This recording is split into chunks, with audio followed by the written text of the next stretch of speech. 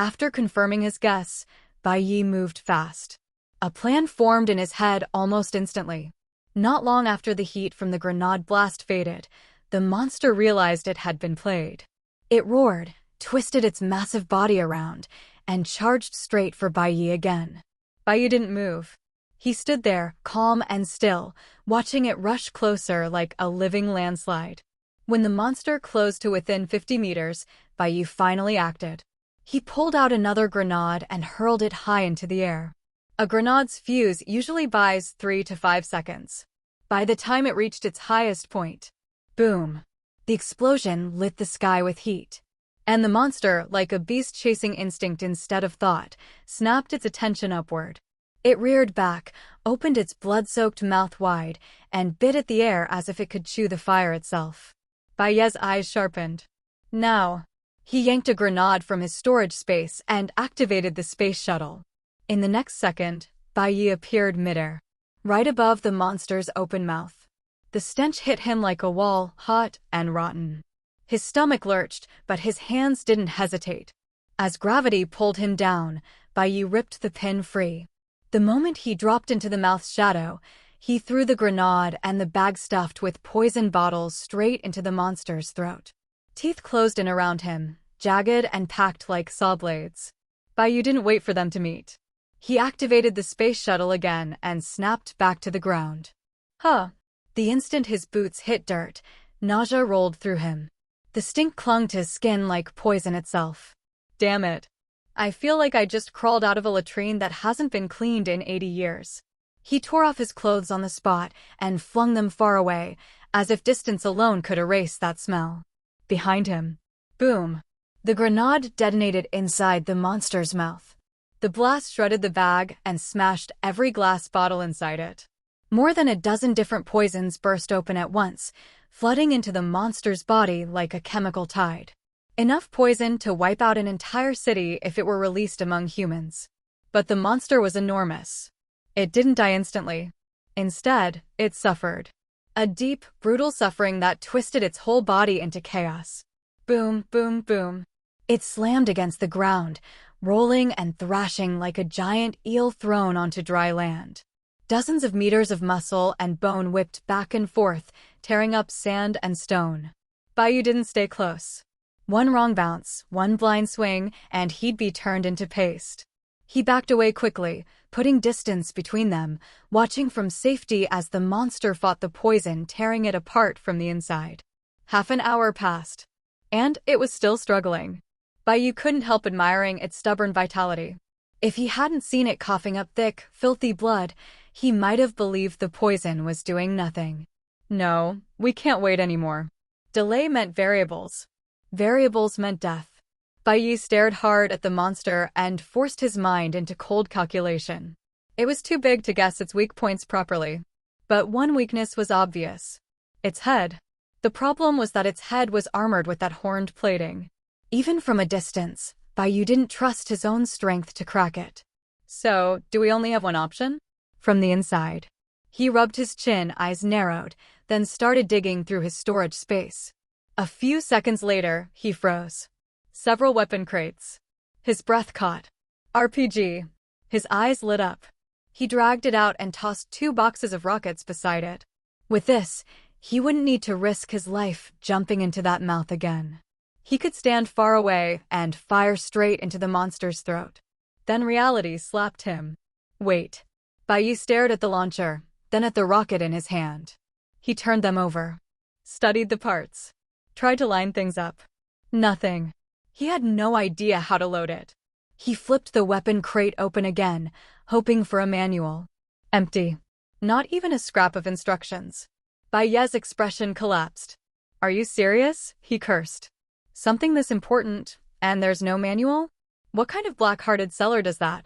He was about to shove it back and think of another method when a thin beam of light appeared in the desert far away. Bai Ye stopped instantly, squinting into the distance. A car. And not just any car. It looked familiar. After a short pause, Bai Ye pulled out a flashlight and aimed it toward the incoming vehicle, flashing a signal. The car sped closer and skidded to a stop beside him. Irina was behind the wheel, tense and pale, eyes darting past him toward the monster's violent silhouette. "Get in the car," she snapped. "No." Bai Ye glanced at her face. Still a little swollen. He sighed. "Didn't I tell you to leave? Get in first. We'll talk on the way." Irina insisted, voice tight.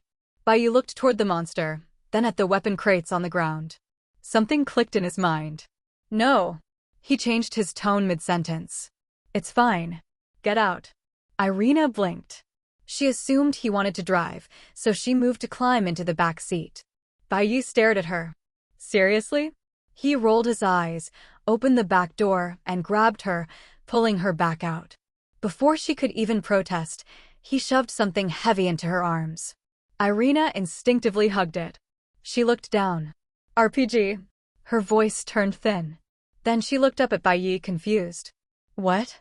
Bai Ye pulled out a rocket and handed it to her. "Can you use it?" Yes. Irina nodded, still stunned, taking the rocket like it might explode just from being held. "Good." Bai Ye caught her shoulder, turned her, and aimed the flashlight toward the monster writhing in the distance. "See its mouth," he said. "That wide-open mouth full of knives." Irina followed the beam, saw the jagged fangs, and shivered so hard her shoulders jumped. She nodded quickly, then lowered her gaze like looking longer might curse her. "Shoot it," Bai Ye ordered. "Put the rocket inside its mouth." Irina snapped her head back at him, horror written all over her face. "Are you insane? We should be driving away. If we attack again, you'll just make it angry." Bai Ye didn't bother explaining. He just asked calmly. "Then tell me, why am I still standing here in one piece?" Irina froze. She remembered the road she'd driven through. The mess. The scorched ground. The signs of a fight that should have ended with someone dead. But Bai Ye was alive. Not even wounded. And that monster, it was rolling in pain like it was being tortured. None of this made sense. And the strangest part of all, where did this RPG and all this ammo even come from? Irina looked at Bai Ye, then at the launcher in her arms, then back at Bai Ye again, eyes widening like she was staring at something not human. Her voice dropped to a trembling whisper. "Are you a person or a ghost?" Bai Ye's mouth twitched. Then he raised his right hand and brought it down hard. Bang!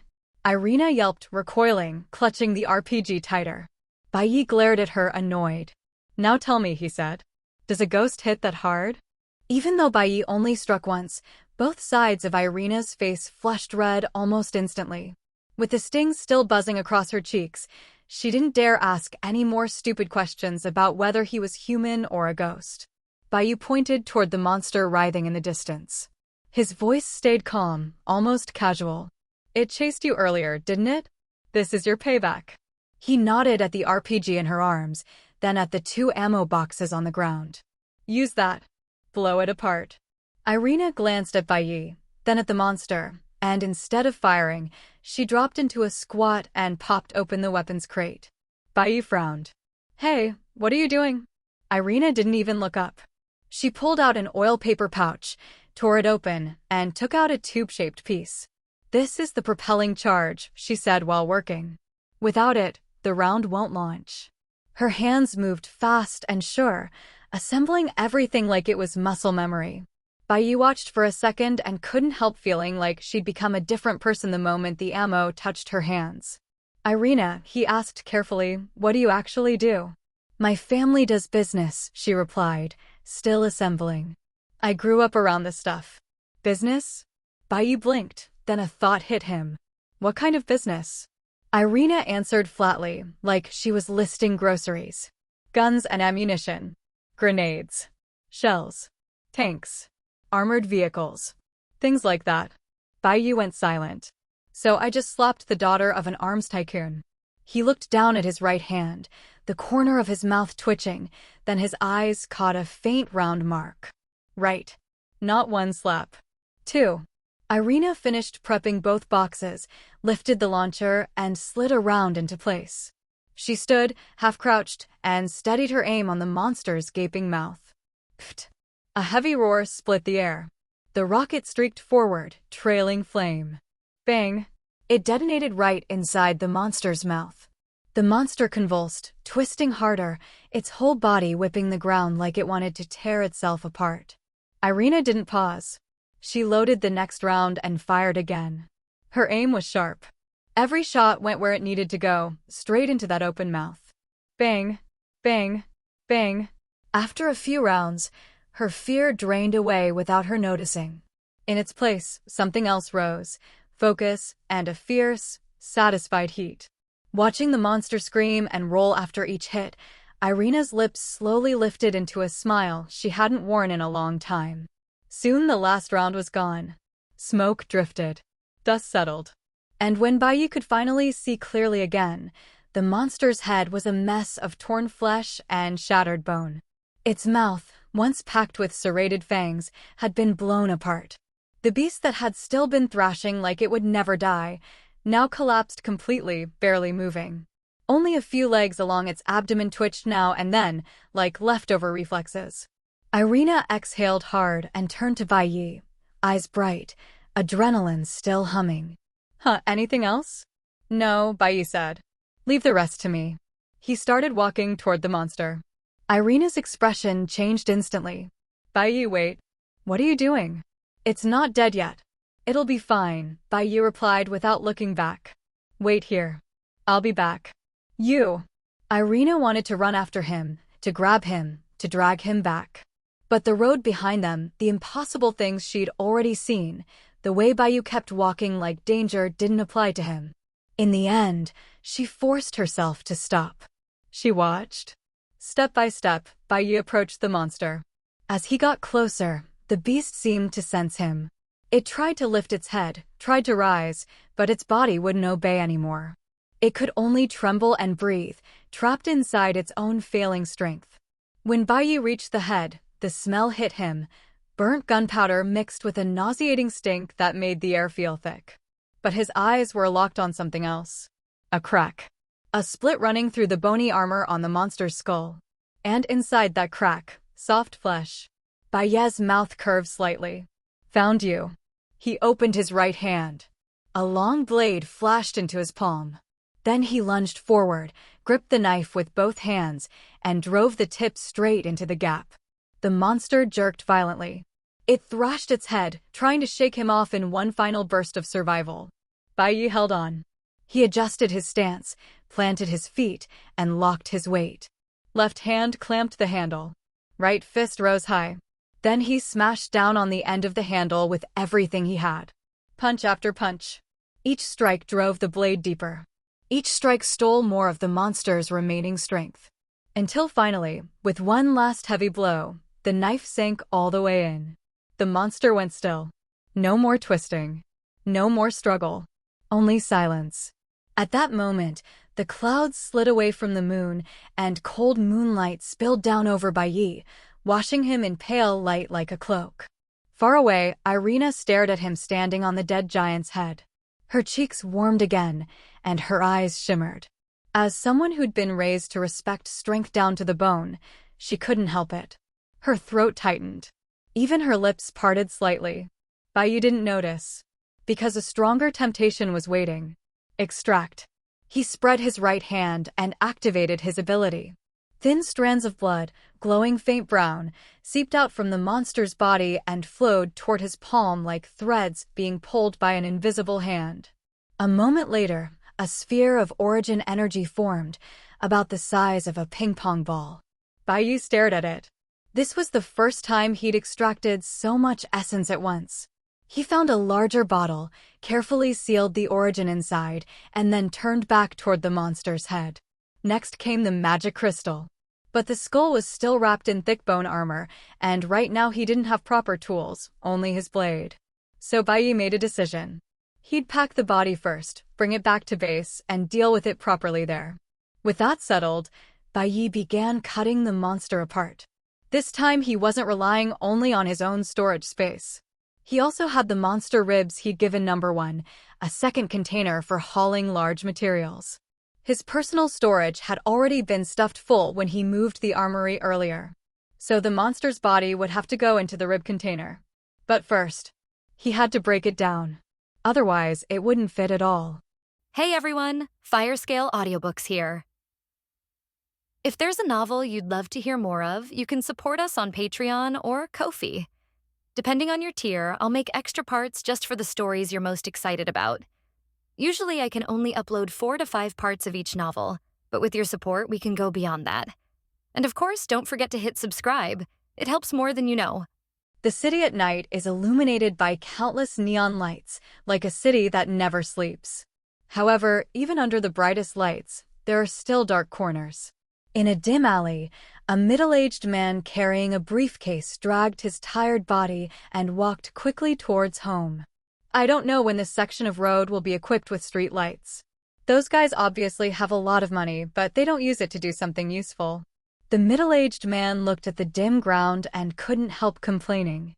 I envy them so much.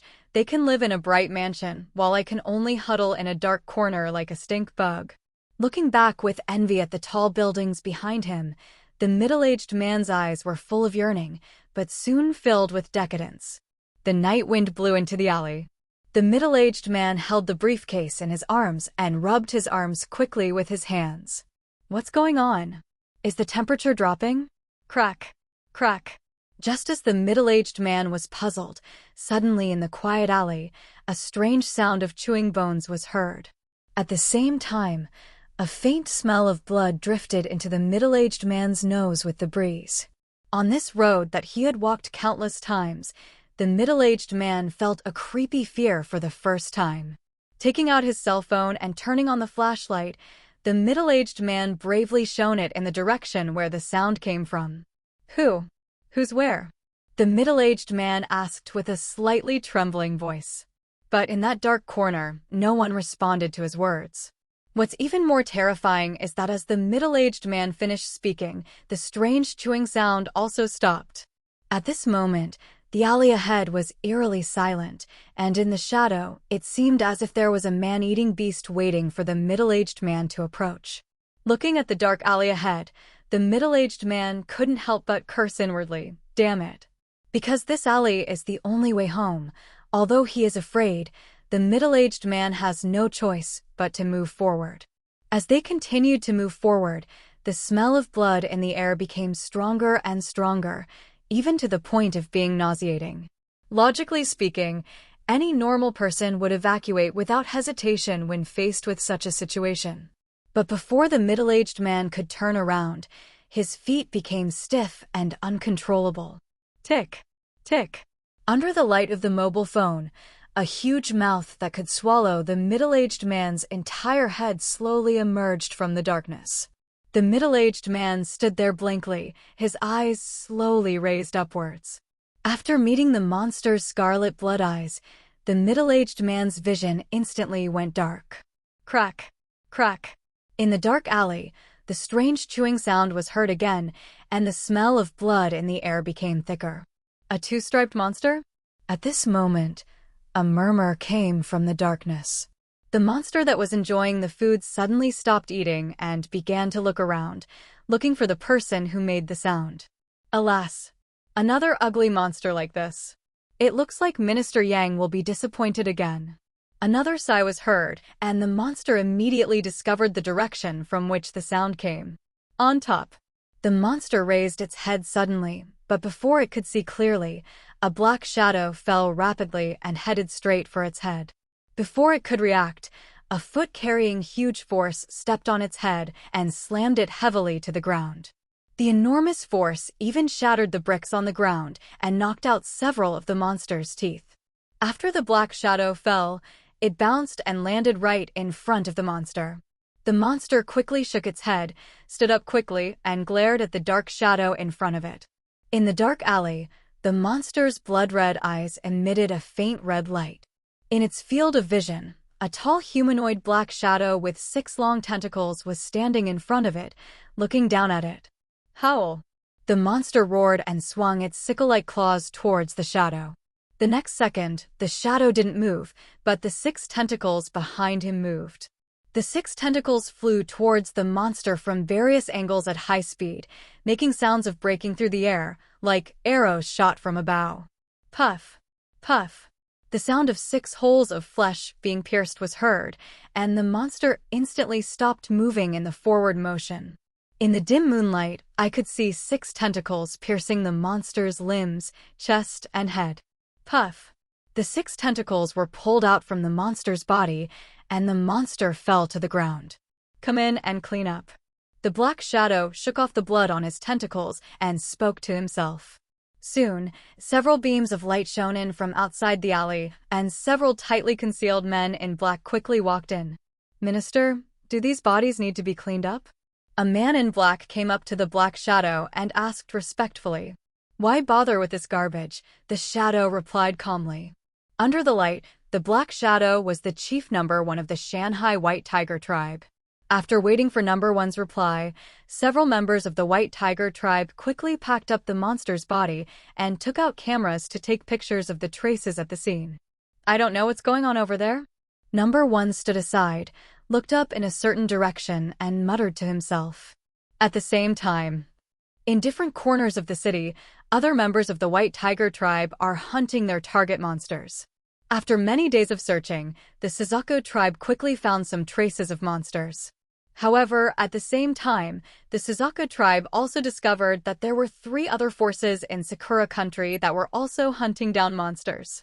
Among them are officials, chaebols, and an unknown force. So, in order to snatch the monster, the White Tiger tribe decided to split into 3 groups and hunt the monster separately. Ding ding! At this time, number 1's Bluetooth headset rang, and number 1 quickly answered the call. "Number 1, there are traces of monsters 13 kilometers away from you. I have sent you the location." Li Yunshi's voice came from the headphones. "Okay, I'll go there now." Upon hearing this, number 1 immediately started walking out of the alley. After exiting the alley, there were 2 vans parked on the side of the road. Number 1 then opened the door of a car and got in. "I've sent the location to the group. I'll leave right away." After closing the car door, number 1 said to the member driving in the front seat. Soon, the van started moving and quickly headed towards the next target point. Number 1's next destination is a resort on the beach. Before arriving at the resort, the sound of fierce gunfire reached number 1's ears. Hearing the sound, number 1 quickly opened the car window and looked in the direction of the resort. I found that the resort was in chaos, with people fleeing in all directions and screaming one after another. Under the dazzling firelight, the resort seemed to have turned into a hell. "Find a secluded place to hide and send me the location when the time comes." After saying this, number 1 asked his men to stop the car and ran to the beach alone. After arriving at the beach, number 1 saw that the resort had already set up a cordon. So after thinking about it, he dived into the sea. Meanwhile, inside the resort, a monster as big as a small car was being shot at by a group of armed Sakura soldiers. This monster was protected by thick bone armor, and its body resembled a giant crocodile with sharp bone spurs growing all over its back. When the bullets fired by the Sakura country soldiers landed on the monster's bone armor, they could only produce tiny white dots and could not break its defense at all. Even the grenade thrown out could only cause a few scratches. Seeing this, number 1, who was lurking secretly in the sea, couldn't help but be shocked by the monster's defense. Fortunately, this monster moved very slowly. Although it knocked down many buildings, it did not hurt anyone. Just when number 1 thought the 2 sides were in a stalemate, a helicopter flew into the resort with a huge iron box hanging from it. Seeing the arrival of the helicopter, the Sakura country soldiers not only did not continue to delay time, but quickly left the battlefield. Seeing this, number 1 in the sea was immediately puzzled by the actions of the Sakura country soldiers. But his intuition told him that the evacuation of these Sakura country soldiers was most likely related to the large iron box brought by the helicopter. After the helicopter flew over the monster, it directly disconnected the large iron box below. The huge iron box fell down with tremendous force in an instant, and the monsters quickly moved away when they saw it. After dropping the iron box, the helicopter flew away directly. The huge iron box fell heavily to the ground, scaring the monster so much that it quickly stepped back and looked at the box with vigilance. In the sea, number 1 was also silently staring at the huge iron box on the beach, curious about what was inside. Ding ding. Soon the indicator light on the huge iron box lit up, and then there was a click. The walls of the huge iron box opened and fell like flower petals, revealing its contents. This is. In the sea, Number 1 looked at the things in the iron box and his eyes widened in shock. Inside the iron box, a 2-meter-tall humanoid monster was standing quietly. You could say it's a human, but only its head and body look like humans, and its limbs look more like some kind of monster's limbs spliced together. It was wearing a thick suit of armor, so it was hard to see what was inside. At this time, the monsters in the distance were also attracted by the humanoid monster in the iron box. Since the humanoid monster's body shape was similar to the Sakura country soldier just now, the monster quickly determined that it was also its enemy. So the demon rushed directly towards the humanoid monster. At this moment, the humanoid monster in the iron box also moved. It looked at the monster running towards it, opened its mouth and let out an angry roar, then rushed straight towards it. When the two were about to collide, the monster suddenly retracted its head like a turtle, used the sharp bone spikes on its back to ram the humanoid monster. What Number 1 didn't expect was that the humanoid monster seemed to have no reason and rushed forward regardless of everything. The result is predictable. The humanoid monster was directly knocked away by the demon. The armor on its body was also dented in several places by the monster's bone spurs. Immediately afterwards, the humanoid monster that was knocked away quickly got up and then rushed towards the monster again as before.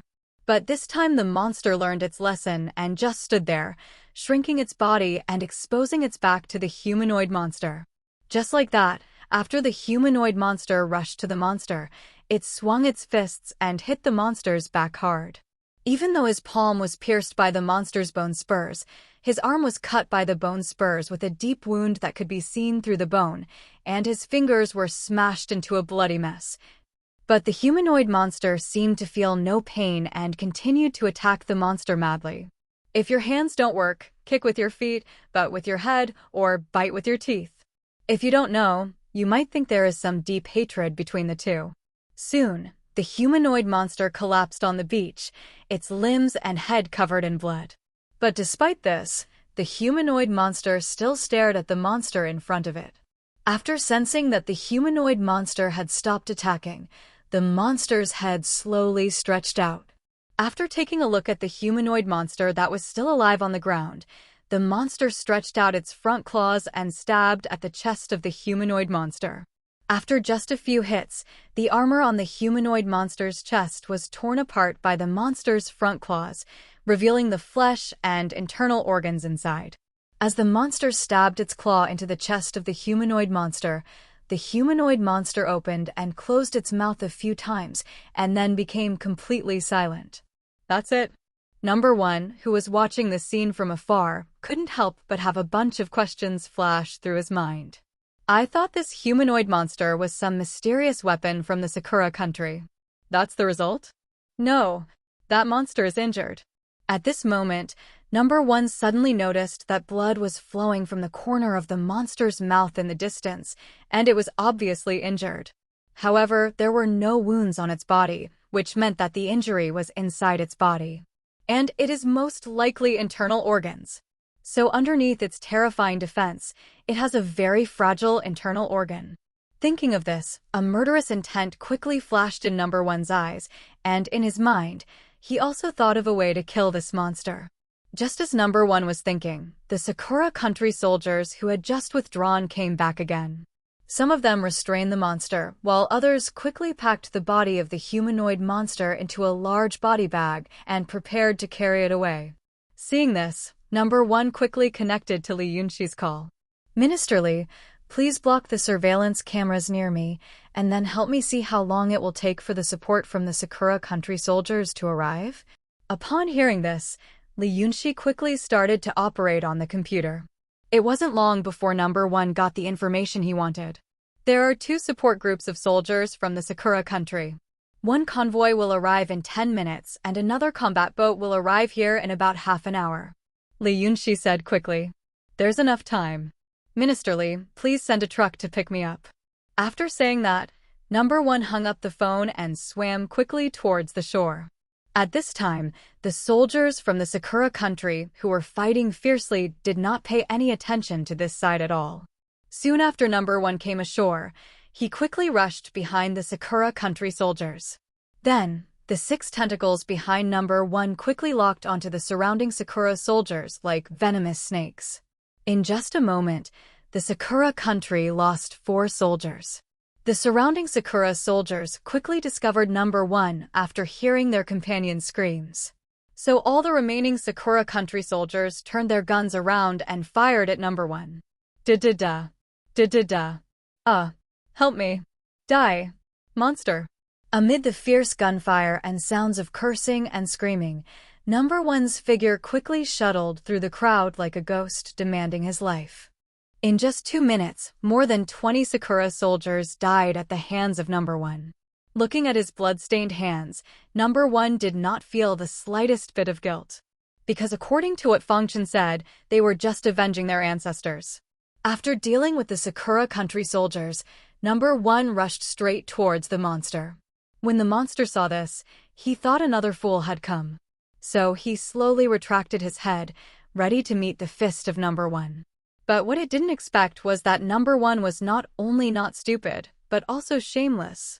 Number 1 came to the monster's body and quickly found a magical part under the base of the monster's tail.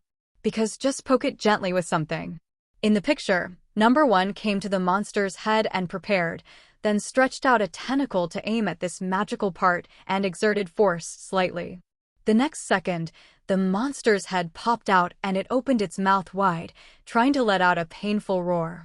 Seeing this, Number 1, who had been prepared, quickly supported the monster's mouth with both hands. Open your mouth. Do nucleic acid. Then the remaining 5 tentacles quickly moved into the monster's mouth. It began to stir and destroy the monster's body frantically. The painful monster wanted to close its mouth, but Number 1 held it down tightly, and it couldn't close its mouth at all. Ho ho ho. After a painful struggle, a large amount of blood and broken internal organs soon came out of the monster's mouth.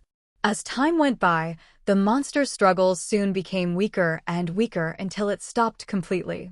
Puff. Upon seeing this, Number 1 immediately loosened his hands and pulled out the tentacles that had reached into the monster's body.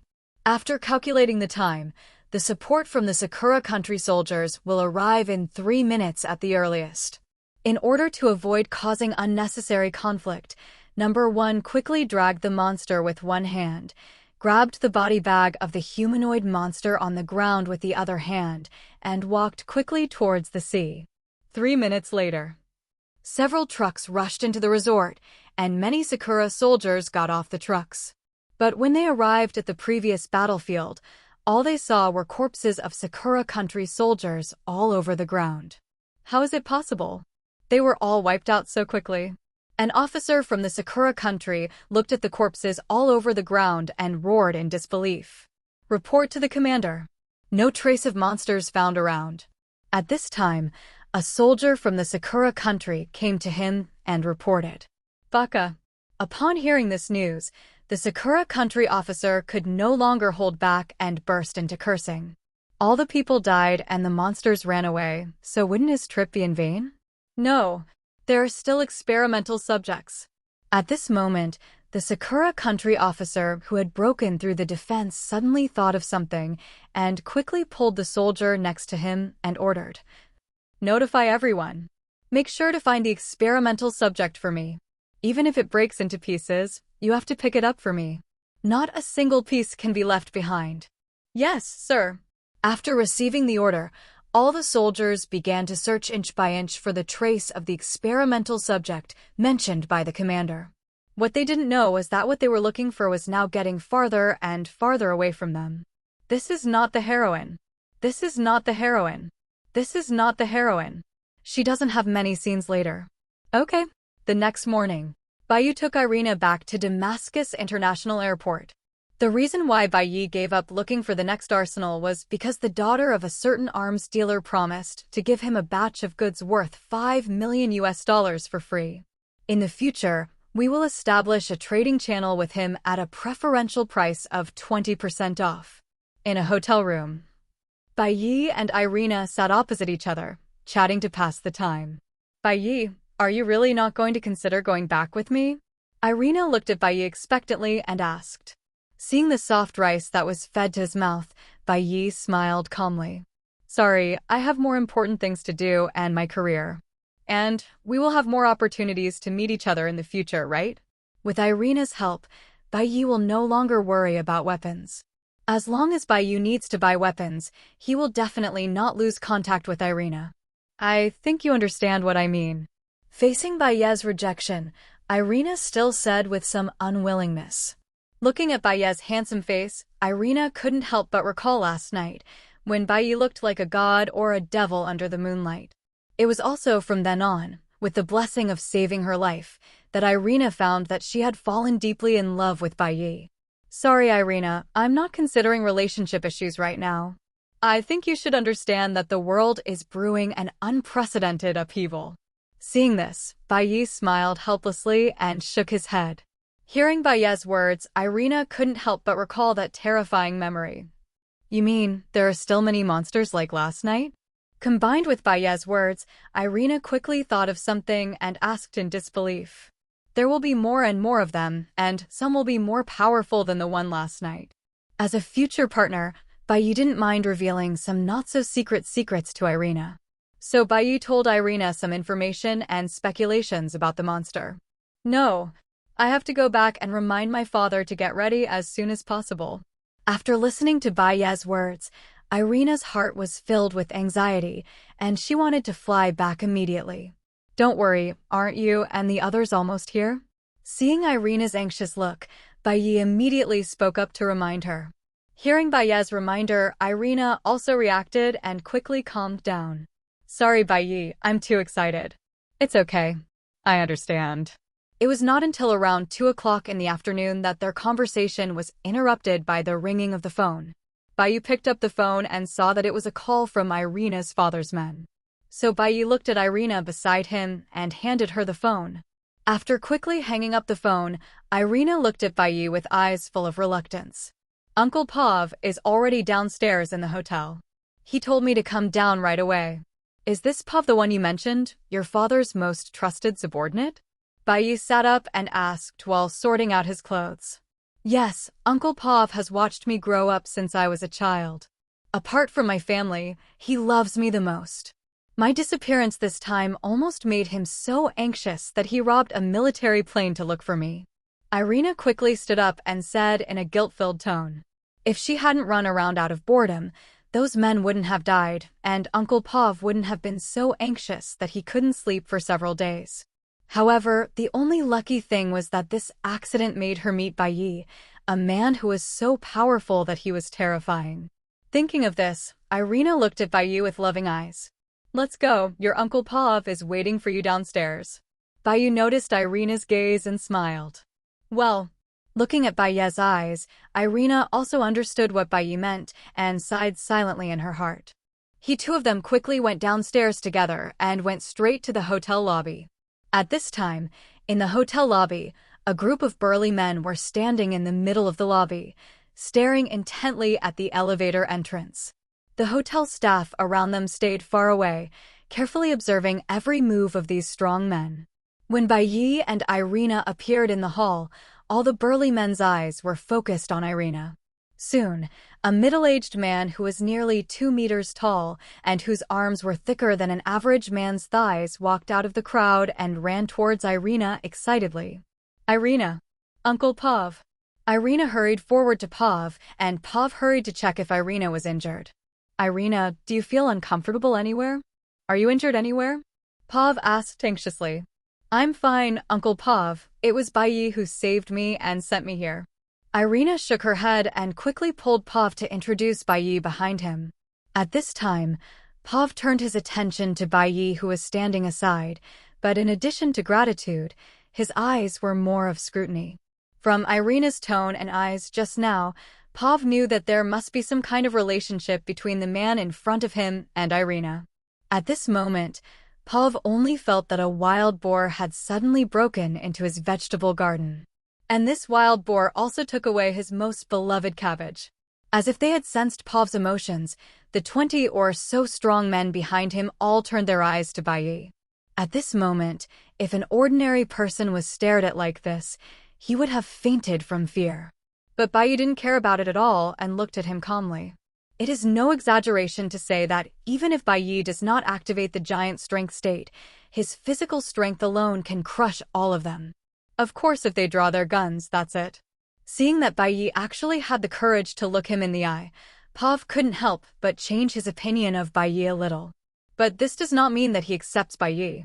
After staring at each other for a moment, Pav took the lead in looking away. A grateful smile appeared on his face, and he stretched out his hands and said, "Thank you very much for saving Irina. You not only saved Irina, but also saved our lives. God knows how scared he has been these days. If anything happens to Irina, when we return, none of the people who came here this time will have an easy time." You know, when Irina was clamoring to come with him, he stood up and patted his chest to promise that he would protect Irina. Only his eldest brother, Irina's father, agreed to Irina's request. "It's okay, it's just a piece of cake." Bai Ye stretched out his right hand and shook it with Pav, saying with a faint smile, "I wonder what Mr. Bai does for a living? When I get back, I will prepare a big gift to repay you for saving Irina's life." Pav just shook his head slightly, loosened his hands, and then asked, "I don't have a job at the moment. As for saving my life, Irina has promised to prepare a generous gift for me." Bai Ye looked at Irina and said with a smile. Hearing Bai Ye's words, the smile on Pav's face froze. "A big gift? How heavy is it? 120 pounds? Irina is 1.75 meters tall and has a standard weight, just around 120 kilograms. Seeing that Pav's expression suddenly became strange, Bai Ye couldn't help but feel a little confused. Did he say something wrong? "Uncle Pav, I have already thought about the thank you gift. I will discuss it with my father when I get back." Irina also noticed that Pav's face looked strange, so she quickly came over and took his arm and said, "Haha, good boy, you must come to White Bear Country when you have time.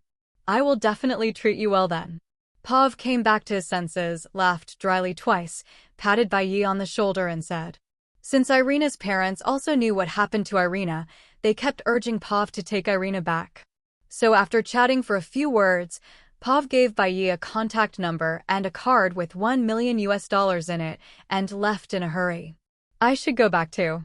Bai Ye looked at the airport in the distance and walked forward quickly.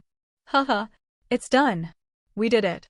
In a simple laboratory, Fangchen held up a test tube filled with light blue liquid and laughed excitedly. The other Qinglong researchers around looked at Fangchen's crazy appearance. Not only did they not laugh at him, but they were full of envy. "I succeeded too."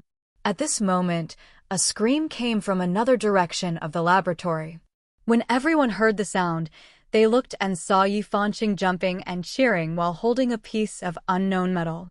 After looking at Fangchen, everyone looked at Yi Fangqing and finally turned their attention to the progress of the experiment in their hands. They're all from the same lab. How can there be such a big difference? I heard you guys shouting down there. What happened?" At this time, number 1 walked into the laboratory and looked at everyone and asked in confusion. Seeing number 1 coming, Fangchen hurriedly walked forward excitedly and showed him the test tube in his hand. "Look, we have finally completed the task given to us by the Lord. This is..." Number 1 looked at the test tube in Fangchen's hand curiously, feeling an inexplicable familiarity. "This is a healing potion. We developed it using the essence left by the Lord.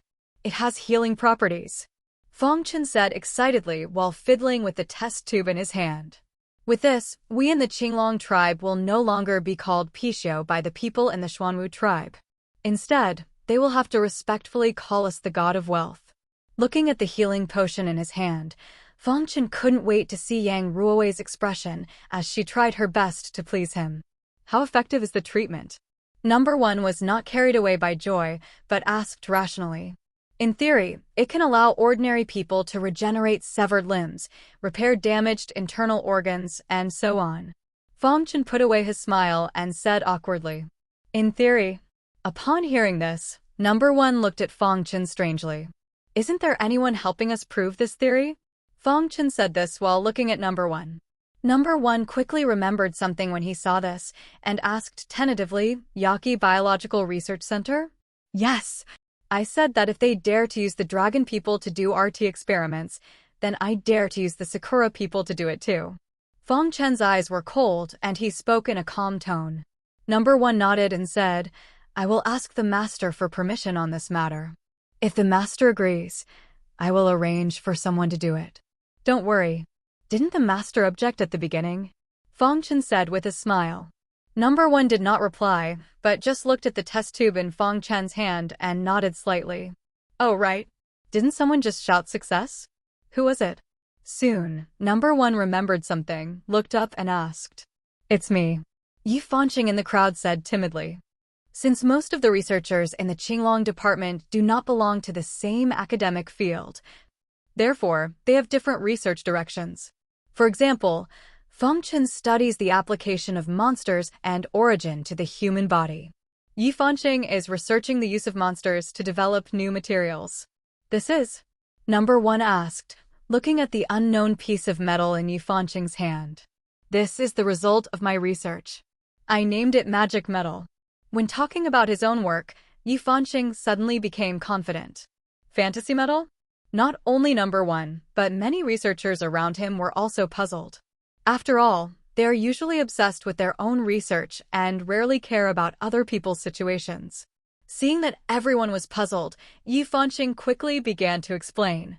"I heard Minister Fong mention that after absorbing the essence of the monster, a force of energy will appear in the body.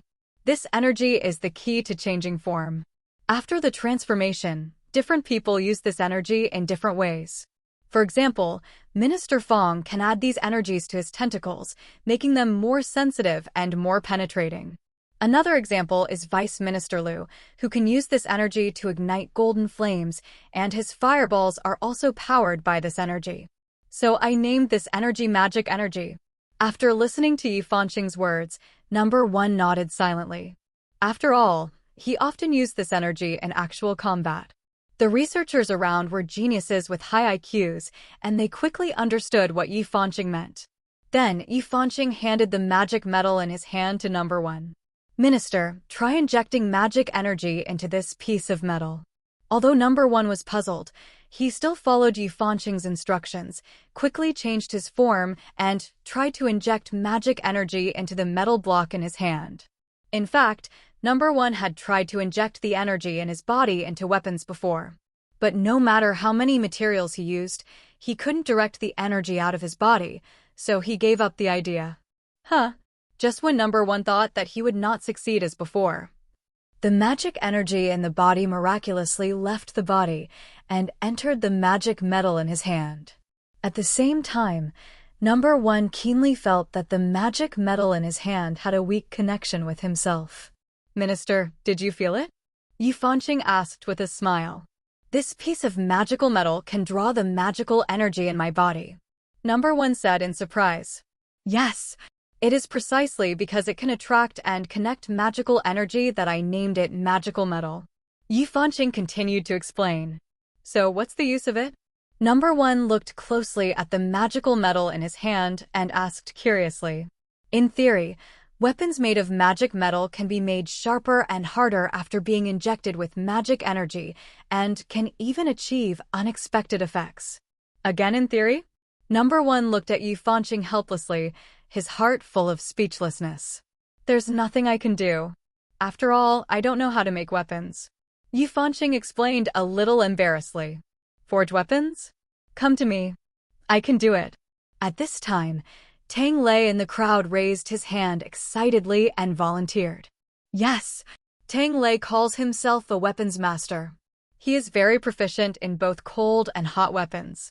There will be no problem leaving it to him." Fong Chen on the side said in surprise upon seeing this. "Then you try it." Number One said this and handed the magic metal in his hand to Tang Lei. After Tang Lei took the magic metal and looked at it carefully, he raised his head somewhat embarrassedly.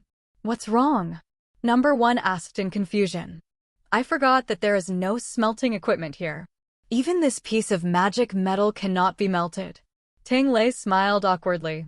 Number 1. Everyone. Suddenly, Number 1 seemed to have thought of something and asked quickly, has the smelting problem been solved?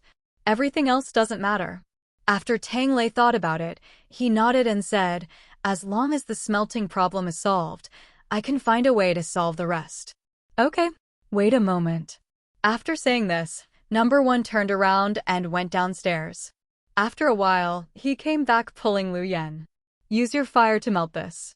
Number 1 stuffed the magic metal into Lu Yan's hand and spoke quickly. Lu Yan looked at the magic metal in his hand in confusion, then looked at the Number 1 in front of him.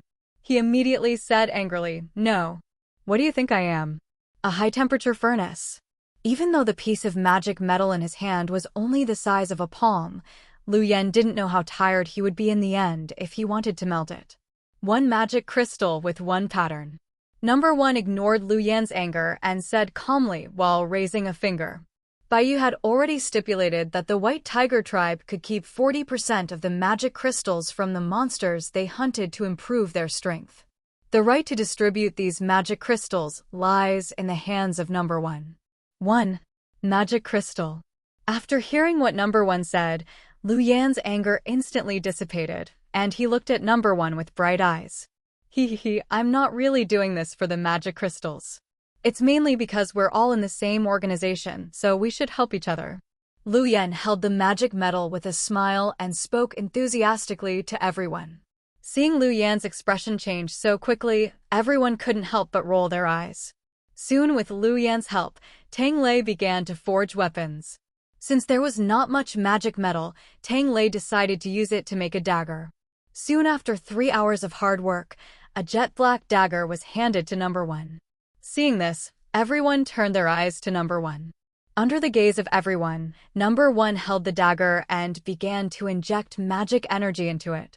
With the infusion of magic energy, Number 1 soon established a connection with the dagger.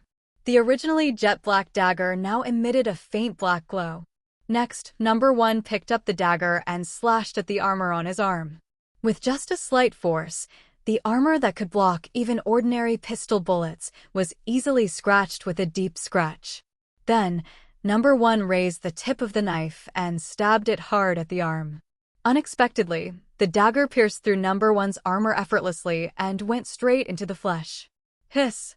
Everyone gasped when they saw this. I don't know whether he was shocked by the sharpness of the dagger or frightened by the ruthlessness of Number 1. It's so sharp.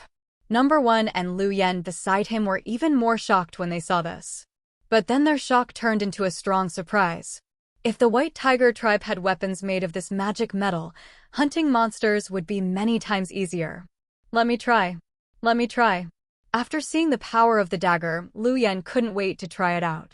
Seeing Lu Yan's impatient look, Number 1 immediately pulled out a dagger and handed it to him. Blood doesn't stain a blade. Good dagger. Looking at the dagger without a trace of blood left, Lu Yan couldn't help but admire it. Fatty, why don't you go to the Xuanwu tribe and build weapons and equipment specifically for our Baihu tribe? Don't worry, we will definitely not treat you unfairly when the time comes. Lu Yan looked at Tang Lei temptingly with shining eyes. Hey. What are you doing? You're poaching people right in front of me, the minister. Before Tang Lei could reply, Feng Qin was already unwilling. You can't say that. Can't he get better development in the Xuanwu tribe? I'm doing this for his own good, Lu Yan said sincerely. Impossible. Absolutely impossible. Feng Qin angrily retorted without even thinking. Tang Lei's talent for weapons lies more in weapons research and development. Moreover, now that we have magic metal, it is time for him to show his skills. I will never send him to you guys to be a blacksmith. Feng Qin pulled Tang Lei over, protected him behind him, and said without backing down, Thank you, Minister Lu, for approving of my craftsmanship, but compared to making weapons, I prefer weapons research and development, so I'm sorry to disappoint Minister Lu's kindness. At this time, Tang Lei also stood up and spoke. Okay, stop talking. If you take such a weapons genius to the Xuanwu tribe to forge iron, Not to mention that Minister Fong is unwilling. Even the master will scold you when he comes back. Number 1 calmly withdrew the disappointment in his eyes, turned to look at Lu Yen and said, "Hee, I'm just talking," Lu Yen said with a dry laugh. After the farce ended, Lu Yen began to test the dagger in his hand. As Lu Yen injected his own magic power into the dagger, in an instant, a golden flame rose up instantly, covering the entire blade of the dagger. "Don't burn this dagger." Number 1 saw this and quickly spoke up to stop him. "No, I didn't actively activate the golden flame, and I can feel that the golden flame on the dagger will not cause any damage to the dagger itself." After Lu Yen finished speaking, he withdrew his magic power. The next second, the golden flame on the dagger quickly went out. After the golden flame disappeared, Lu Yen touched the blade of the dagger, and an expression of "as expected" suddenly appeared on his face. So Lu Yen handed the dagger to Number 1 and motioned for him to touch it as well. "Not hot." Number 1 touched the blade of the dagger and found that the temperature of the blade did not increase due to the golden flame just now. In other words, the golden flame that had just attached to the dagger did not cause any damage to the blade of the dagger. "Try again." Number 1 handed the dagger to Lu Yen again and said. Lu Yen took the dagger and injected magic energy into it. Soon, golden flames ignited on the dagger again. "I'll get a piece of iron." After saying this, Number 1 quickly went downstairs and brought back a piece of iron for training. Holding the iron block in his hand, Number 1 signaled Lu Yen to chop the middle part hard with the dagger. After aiming at the right position, Lu Yen swung the dagger down with all his might. When the dagger came into contact with the iron block was cut easily by the dagger like butter. Moreover, under the burning of the golden flame, the iron block actually began to melt. One can imagine how high the temperature of the golden flame is. Looking at the iron block in Number 1's hand that was split into two, Lu Yen looked at the dagger in his hand with shining eyes. "Number 1, I think." "No, you don't want to." Number 1 interrupted him directly and snatched the dagger from Lu Yan's hand.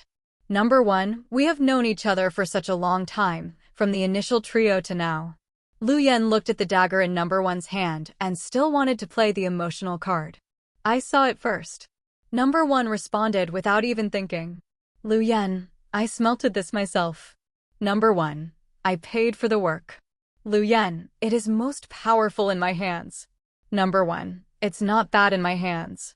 Lu Yen, "Instead of arguing with me here, you might as well go and ask Miss Yu to mass-produce magic metal as soon as possible." Number 1 put away the dagger in his hand and said to Yi Fanqing, who was standing beside him. Seeing that the topic had returned to himself, Yi Fanqing smiled and said, "Don't worry, although we cannot achieve mass production of magic metal for the time being, it won't take long to prepare the raw materials for several weapons." After hearing Yi Fanqing's words, Lu Yan's expression improved a lot. "By the way, Miss Yi, remember to prepare a piece of the best magical metal for the master. Just tell me if you need anything." At this time, Number 1 remembered Bai Ye and quickly spoke. Yi Fanqing nodded vigorously upon hearing this, and Lu Yen beside him did not have any objection. "Oh, one more thing. This dagger is made of magical metal after all, so this type of weapon should be named by you." Number 1 took out a dagger and said to Yi Fanqing, "Let's call it a magical weapon." Yi Fanqing looked at Number 1 gratefully and spoke softly with her red lips slightly parted. Seeing this, the researchers around looked at Yi Fanqing with envy. For researchers, the right to name a new thing is the highest honor they pursue throughout their lives. What's more, Yi Fanqing named 3 at once. Next, Number 1 did not stay for long and quickly took Lu Yen out of the laboratory. With the departure of Number 1, everyone returned to their posts, hoping to become the next target of everyone's envy. "Yi Fanqing, come out with me." Just when Yi Fanqing was about to go back, Feng Chen suddenly called her. Soon, under the leadership of Feng Chen, the two came to Feng Chen's office. Looking at Yi Fanqing's puzzled eyes, Feng Chen turned around and took out a glass bottle from the safe.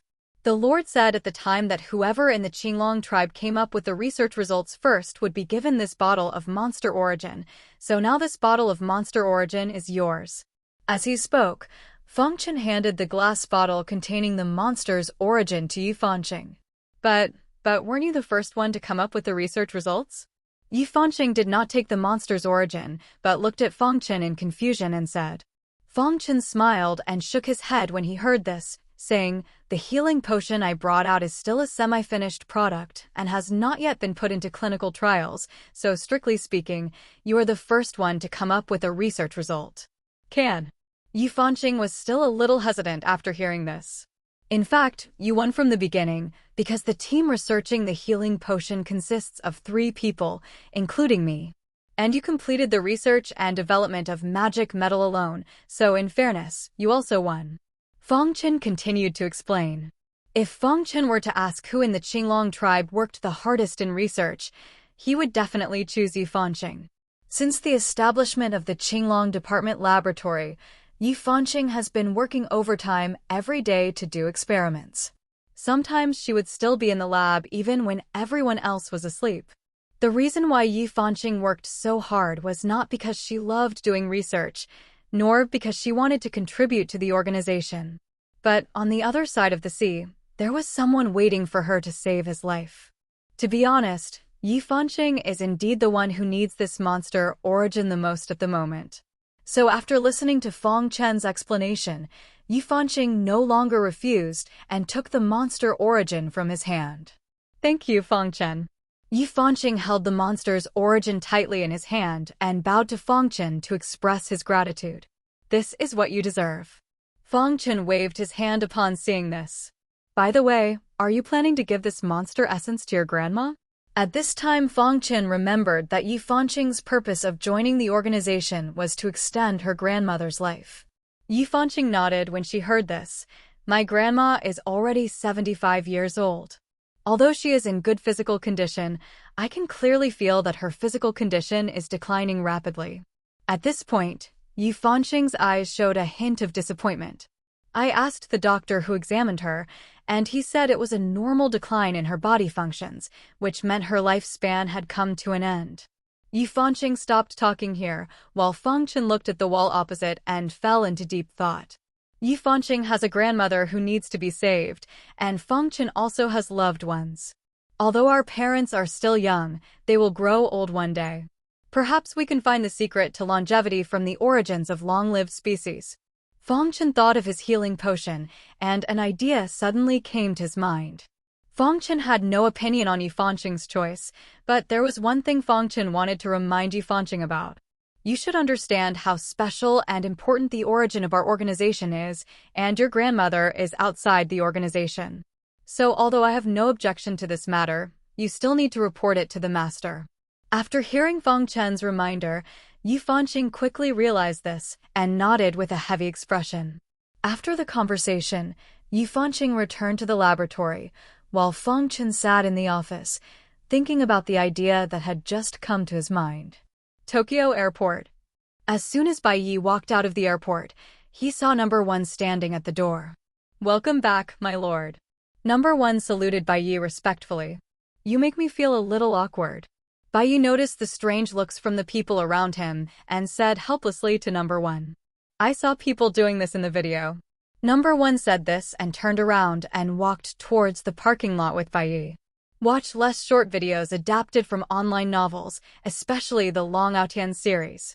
Hearing what Number 1 said, Bai Ye couldn't help but roll his eyes, his heart full of speechlessness. I think it's quite interesting. Number 1 said with a smile. By the way, are you the only one here? Bai Ye asked after looking around. They never hit me. Number 1 said without turning his head. Bai Ye? After arriving at the parking lot and getting in the car, Number 1 took Bai Ye straight back to the base. As soon as Bai Ye entered the base, everyone who had been prepared at the gate saluted and shouted, Welcome back, master.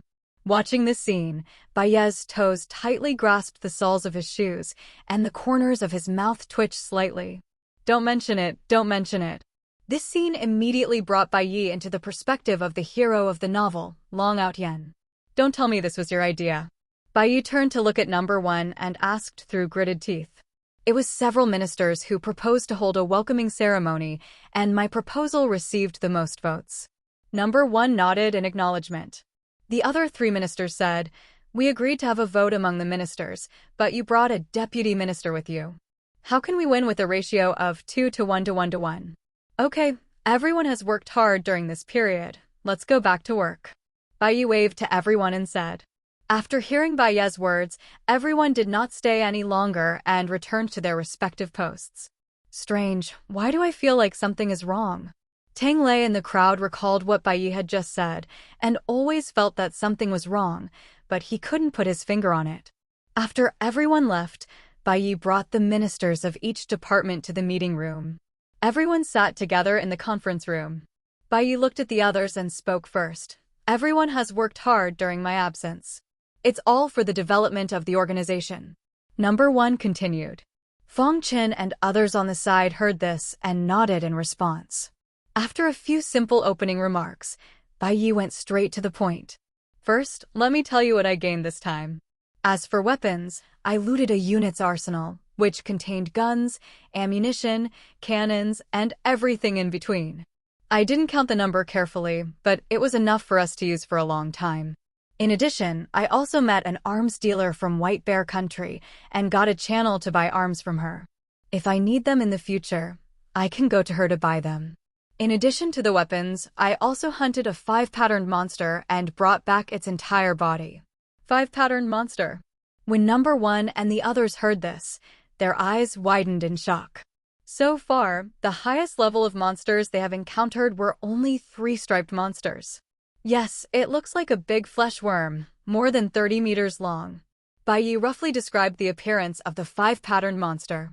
The 5-pattern monster is this big, so the higher-level monsters are the same as the monsters in Ultraman. Yang Ruowei couldn't help but complain when she heard this. Actually, not necessarily. Take the space monster before, for example. It's also a 2-line monster, but its size is only slightly bigger than a cat. Fong Qin thought for a while and shook his head. Number 1, who was sitting next to him, did not speak, but was imagining in his mind, what would be the outcome if he encountered the 5-pattern monster? I'm afraid I'll be crushed to death like a bug, Number 1 thought to himself after thinking for a while. Okay, now let's talk about your progress during this period. Seeing that everyone looked a little confused, Bai Ye immediately changed the subject. Let me go first. Number 1 spoke first. Bai Ye nodded after hearing this. Number 1 said, during this period, the White Tiger tribe has hunted a total of 9 monsters, including 3 1-line monsters, 4 2-line monsters, and 2 3-line monsters. In addition, I also harvested a humanoid monster, which should be the result of Sakura Country's RT experiment. RT experiment? Hearing this, a trace of disgust flashed across Bai Ye's eyes. It really proves the saying that a dog will always eat shit.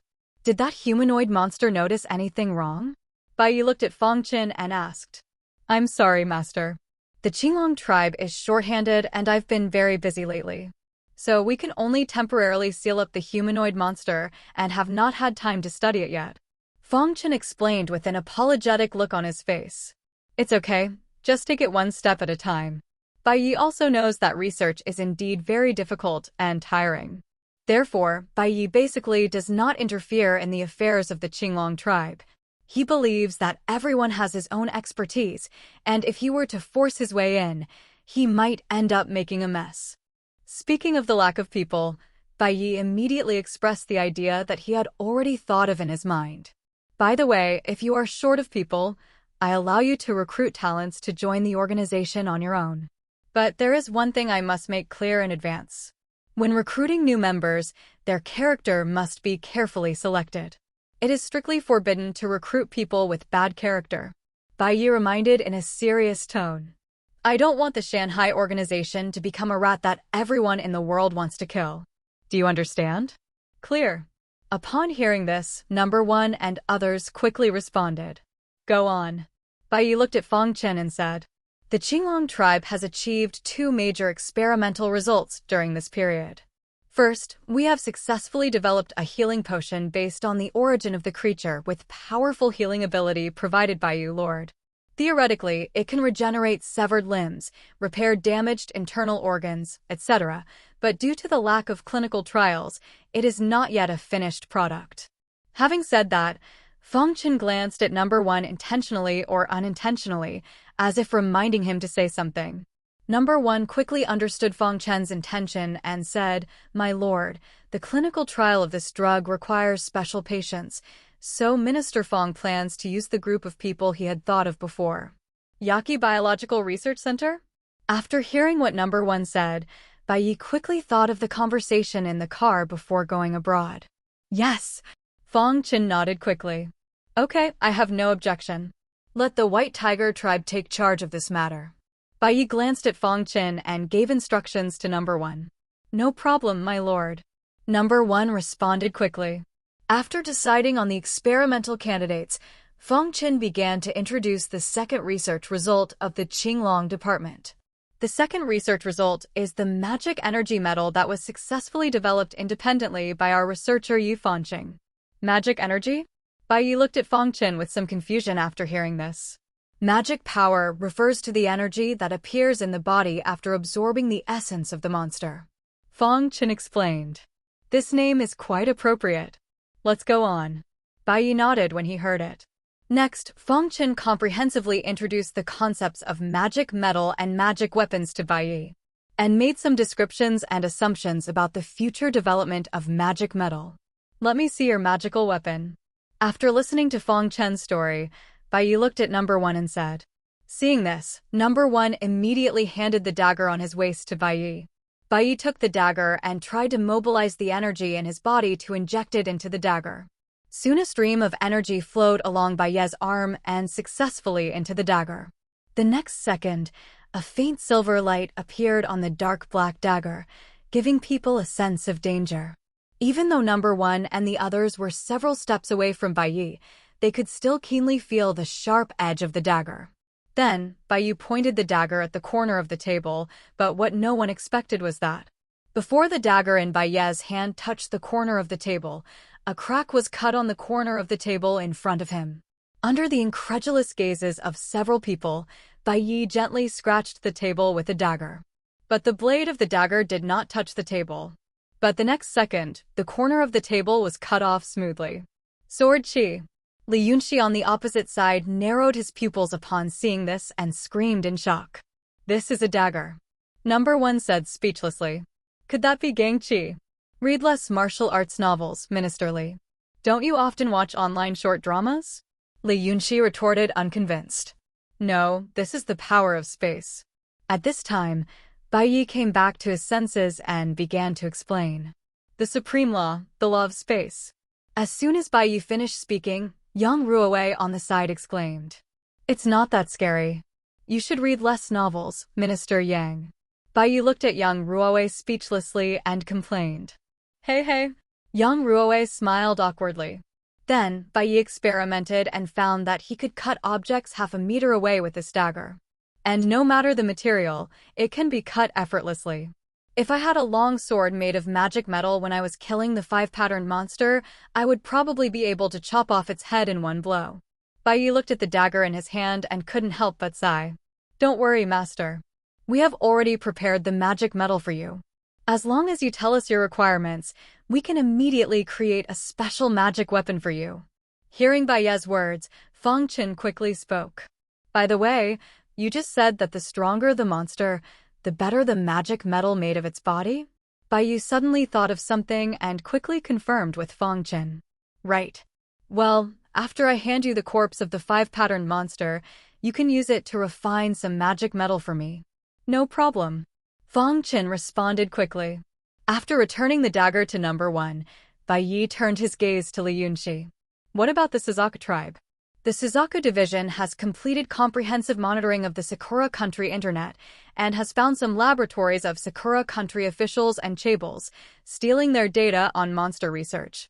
At the same time, the Suzaku division also solved the identity problem of the organization's personnel in Sakura country, making it easier for the organization's personnel to go out and act. Finally, when we paid attention to the internet in Longwa, we found that Longwa officials were secretly screening people aged 15 to 25. But we don't know what they are screening for yet. Li Yunxi reported to Bai Ye with a serious face. Screening people between 15 and 25 years old? After hearing this, Bai Ye pondered for a moment and looked at Feng Chen in confusion. I'm sorry, my lord. I don't know about this either. Feng Chen shook his head helplessly. Minister Li, please investigate this matter in depth, but don't alert the officials. If you can't find anything, forget it. After thinking about it, Bai Ye turned to Li Yunxi and gave instructions.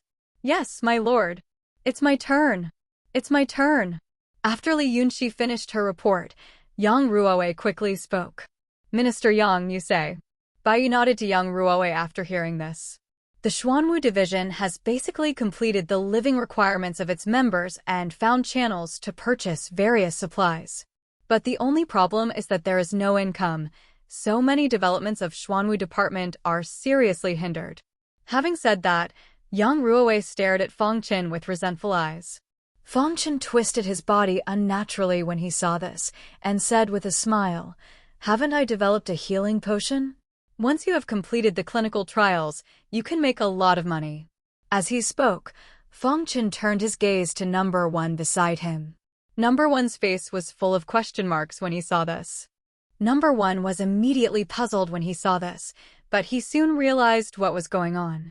Don't worry, since the master has agreed, as long as the Suzaku tribe gives me the list and address, I can take action immediately. After number 1 finished speaking, he turned and looked at Li Yunxi. Li Yunxi. Seeing everyone looking at him, Li Yunxi was stunned. No. So in the end it was my Suzaku tribe that delayed everyone's progress? I will compile the list and addresses and send them to the White Tiger Division as soon as possible.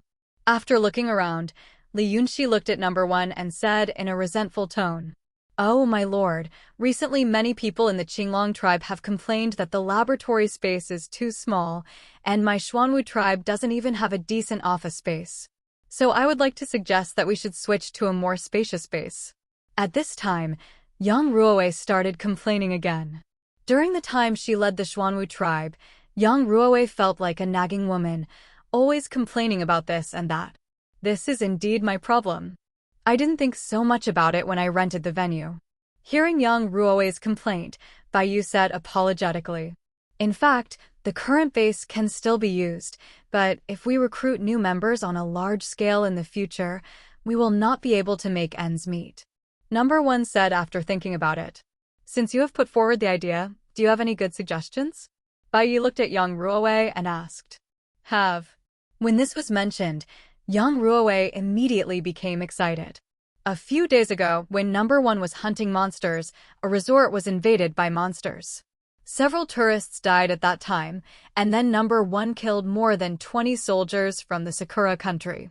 Now the resort is in a semi-abandoned state, and no tourists are willing to go there, so the owner of the resort wants to sell it. Having said that, Yang Ruoe took out her cell phone and found a location. Look, sir. This resort is located in front of the sea, with hills on the right and back. There is only a road on the left that can lead in. It is also not far from downtown Shizuoka, only about 40 minutes away, and the transportation is convenient. Except for the houses destroyed by the monsters, most of the facilities in this resort are intact. We can move in after a little repair. Let alone the 78 people we have now, even 178 would be enough to accommodate them. And there are more than enough labs and training grounds. Bai Ye took Yang Ruoe's phone, looked at it carefully, and then passed it to number 1 and the others to pass around. After number 1 and others had finished reading, Bai Ye then spoke up and said, What do you think? I think it's no problem. The venue here is very spacious and is more than enough for us to use for a long time. Number 1 thought about it and nodded. I have no problem with this either. This place is remote and sparsely populated. As long as the main roads are well monitored, we won't have to worry about being exposed. Li Yunxi took a look at the terrain around the resort and came up with several plans for comprehensive control in his mind. I think so, but can I make a request? Feng Chen nodded and asked tentatively. Speak. Bai Ye looked at him after hearing that. Can you build a separate experimental base for our Qinglong tribe on the flat land on the right side of the resort, near the foot of the mountain? Feng Chen said, pointing to the open space on the right side of the resort against the mountain. Aren't there so many houses in the resort? Why do we need to build an experimental base there alone? Yang Ruowei frowned and asked in confusion. We need a quiet environment to do experiments, and some experiments are highly dangerous and are not suitable to be done in crowded places. Fong Chen explained patiently. After hearing Fong Chen's explanation, everyone felt it was reasonable, so they didn't mention the matter again. Okay then, let's do as you say. I will transfer $1 million to the Xuanwu department as a deposit first. As for the rest, we will have to wait until Fong Chen's healing potion experiment succeeds and he makes money. Bai Ye said after returning the phone to Yang Ruowei. Yes, my lord. After Yang Ruowei finished speaking, she immediately turned her gaze to Fong Chen. Fong Chen looked at number 1, and number 1 looked at Li Yunxi. Li Yunxi looked around and rolled his eyes. Just as Bai Ye was about to announce the end of the meeting, Fong Chen suddenly thought of something and quickly said, Wait, master. There is one more thing. Go ahead. Bai Ye stopped standing up and sat back down. Master, didn't you say before that whoever in the Azure Dragon tribe produces the experimental results first will get a portion of the monster's origin? Yes, I did say that, but didn't I already give you the monster origin? Bai Ye recalled and asked doubtfully. I have already given the monster origin to Yi Fanqing, but Yi Fanqing wants to give it to her grandmother in order to increase her grandmother's lifespan. After Fong Chen finished explaining, he continued, the problem now is that Yi Fanqing's grandmother is not a member of our organization, and the origin is very important to our organization. So I would like to ask the Lord how to solve this problem. Fong Chen's words seemed to be talking about Yi Fanqing's problem, but they also made number 1 and others think about their own family's problems. Yes, they are young and capable of protecting themselves, but the same cannot be said for their families. Let's not talk about the lifespan issue for now, let's just talk about the increasing number and strength of monsters. If monsters start to overrun the country one day, what will happen to their families? Bai Ye looked at the changes in the faces of several people and quickly understood the problem behind this incident. After a little thought, Bai Ye looked at Li Yunxi. After the meeting, go check Yi Fanqing's grandmother's information. If there is no problem, let Yi Fanqing discuss it with her grandmother. Let Yi Fanqing's grandmother come to Sakura country and temporarily join our organization. No problem. Li Yunxi nodded when he heard that. After solving Yi Fanqing's problem, Bai Ye looked at the others. I know what you are all worried about, but I'm sorry, the organization is currently unable to take care of so many people, and the origin of the matter cannot be exposed. But I promise that when the organization grows bigger, I will never forget your families. Bai Ye's words seemed to give several people a reassurance. Although this problem cannot be solved for the time being, with the current potential of the organization and Bai Ye's commitment, they believe that day is not too far away. By the way, if an organization member's family encounters an emergency, we can also lend a helping hand as appropriate. After seeing that the complexion of several people had improved, Bai Ye continued to add. Longhua, Haiqing No. 5 Middle School. On the playground, students from all grades in the school gathered and lined up in an orderly manner for physical examinations. You said you haven't heard of any new infectious diseases recently, so why did the school suddenly ask all of us to take physical examinations? I don't know, and I heard from my buddies who have already done it that they only did a blood test. Are you testing for AIDS? Don't scare me. Impossible. I watched the news and found that, except for our school, almost all high schools and universities across the country are doing this test. Ha ha. I understand. It must be that spiritual energy is about to revive, and the country is testing spiritual roots to find geniuses. What kind of genius? Innate earth and wood holy body. At the front of the playground, a row of army green tents were neatly set up. Soldiers in white coats were busy collecting blood samples and putting them into a special instrument for testing. Next to the instrument, there stood a recorder holding a tablet, his eyes fixed on the values on the instrument. 45% unqualified, 56% alternative, 77% passed. Every time the instrument displays a result, the recorder will record it in detail on the tablet computer. At this time, an officer came to the recorder. How is it? Are there any good seedlings? The recorder shook his head upon hearing this and said with some disappointment, the one with the highest affinity is just over 80%. 80%? The officer couldn't help but sigh in disappointment when he heard this. At least he's better than us, isn't he? At this time, a soldier who came to deliver a blood sample said optimistically after hearing this. Yeah, at least they are better than us, right? We still have to rely on them in the future. The officer smiled with relief upon hearing this and put away his disappointment. Ding ding. Just as several people were sighing, an instrument nearby made a prompt sound. The recorder heard the sound and was about to record the data, but when he saw the numbers on the screen, he was stunned. 95%. 95%. Hearing the recorder's exclamation, the officer hurried over and stared at the numbers on the instrument.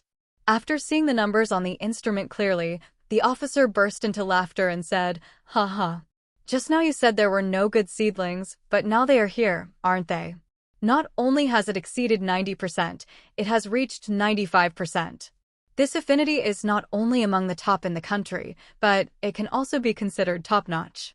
The recorder said in surprise as he recorded the data. Quick! Report this student's information. After the ecstasy, the officer hurriedly gave instructions to the recorder.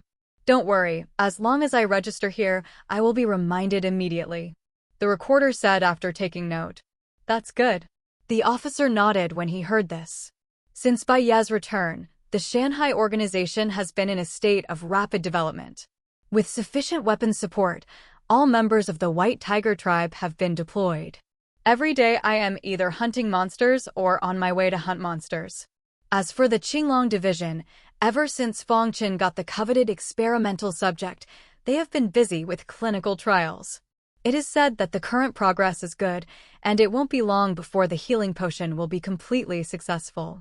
On the other hand, the Xuanwu tribe also successfully bought the resort and is currently renovating it.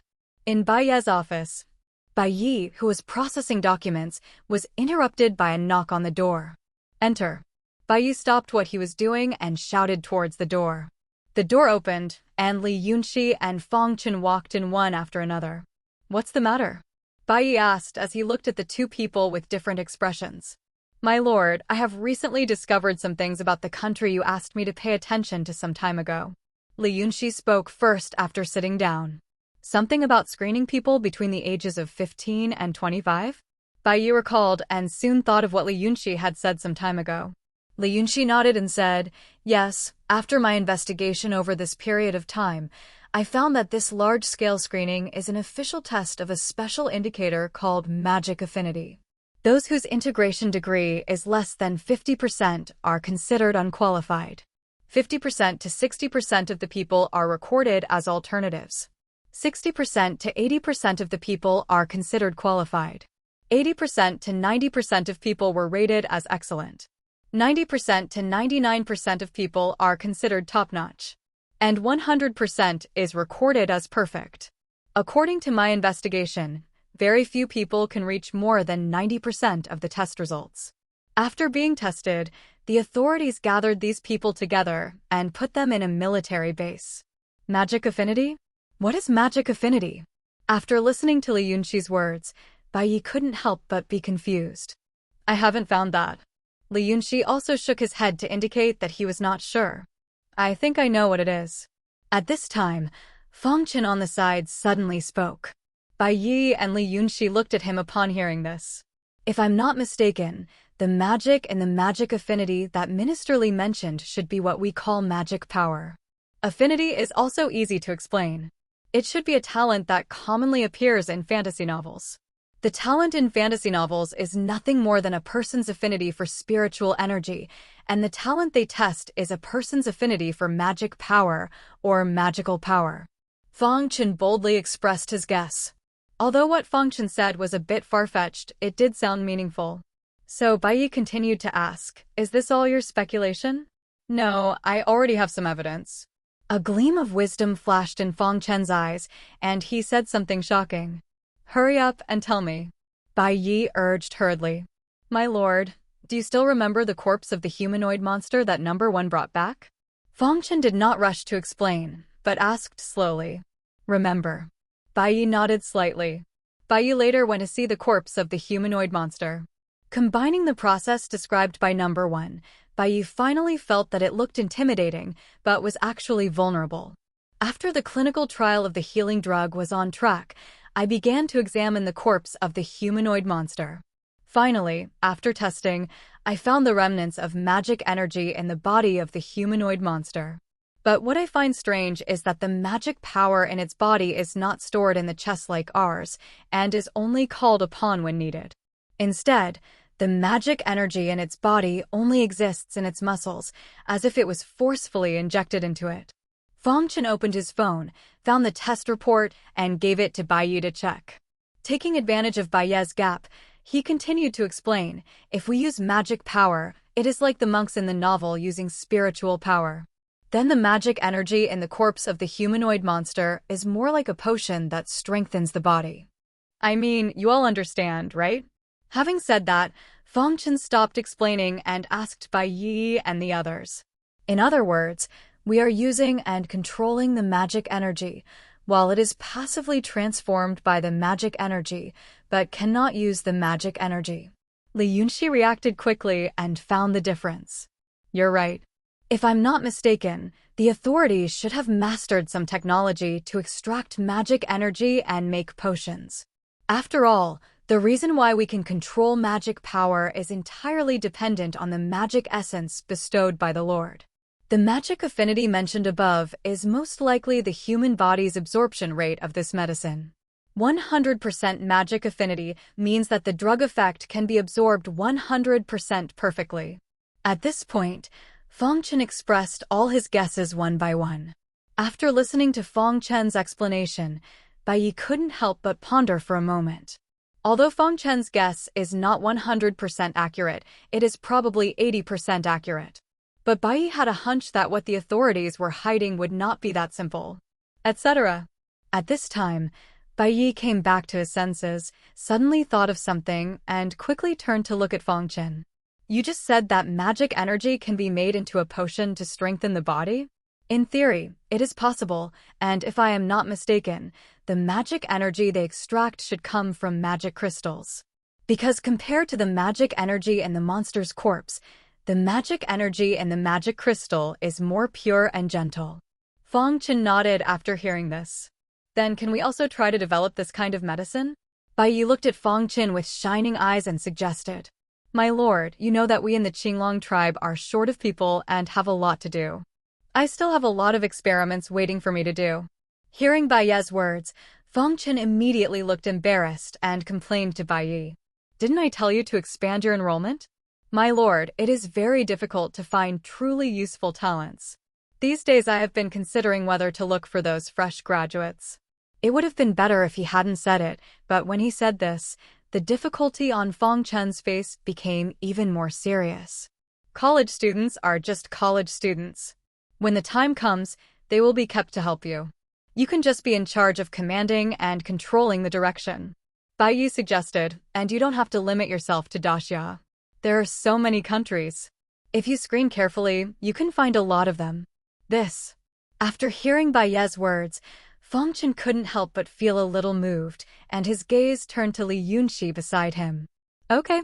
In the end, it's my business again.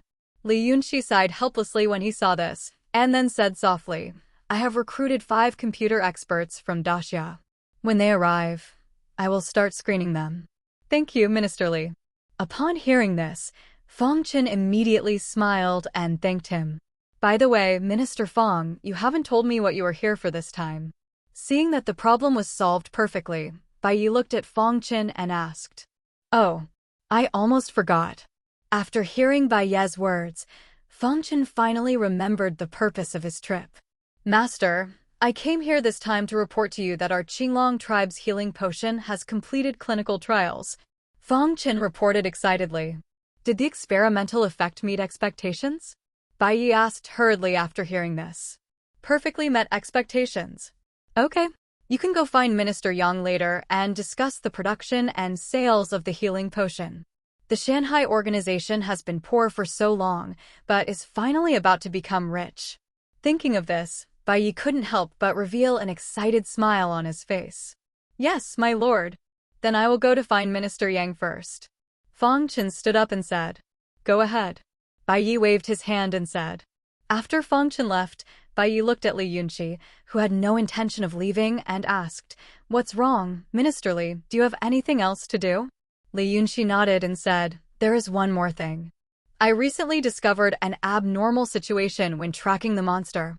In a city called Gaoshan, monsters have appeared frequently inexplicably recently. Sometimes there are several at the same time, and sometimes there are more than 10 or 20 at the same time. And based on the movements of these monsters, I found the place where they first appeared, which was almost all located on a small hill around Gaoshan City. So I suspect there might be something unusual there. So you feel there is danger and don't dare to send anyone?" Bai Ye quickly understood Li Yunqi's purpose. "Well, because most of the monsters coming out of there are three-line monsters, I'm afraid there are monsters with more than 3 lines in there, so I didn't dare to let anyone go rashly," Li Yunqi said with her head down somewhat ashamedly. The Suzaku Division is an intelligence organization, and this kind of exploratory mission should be under the jurisdiction of the Suzaku Division. But due to his lack of strength, Li Yunqi had no choice but to ask Bai Ye to take action. "Okay, I'll go there when I'm free." Bai Ye nodded calmly, not feeling anything was wrong. Soon Li Yunqi also said goodbye and left the office. Sitting alone in the office, Bai Ye closed his eyes and thought quietly for a long time.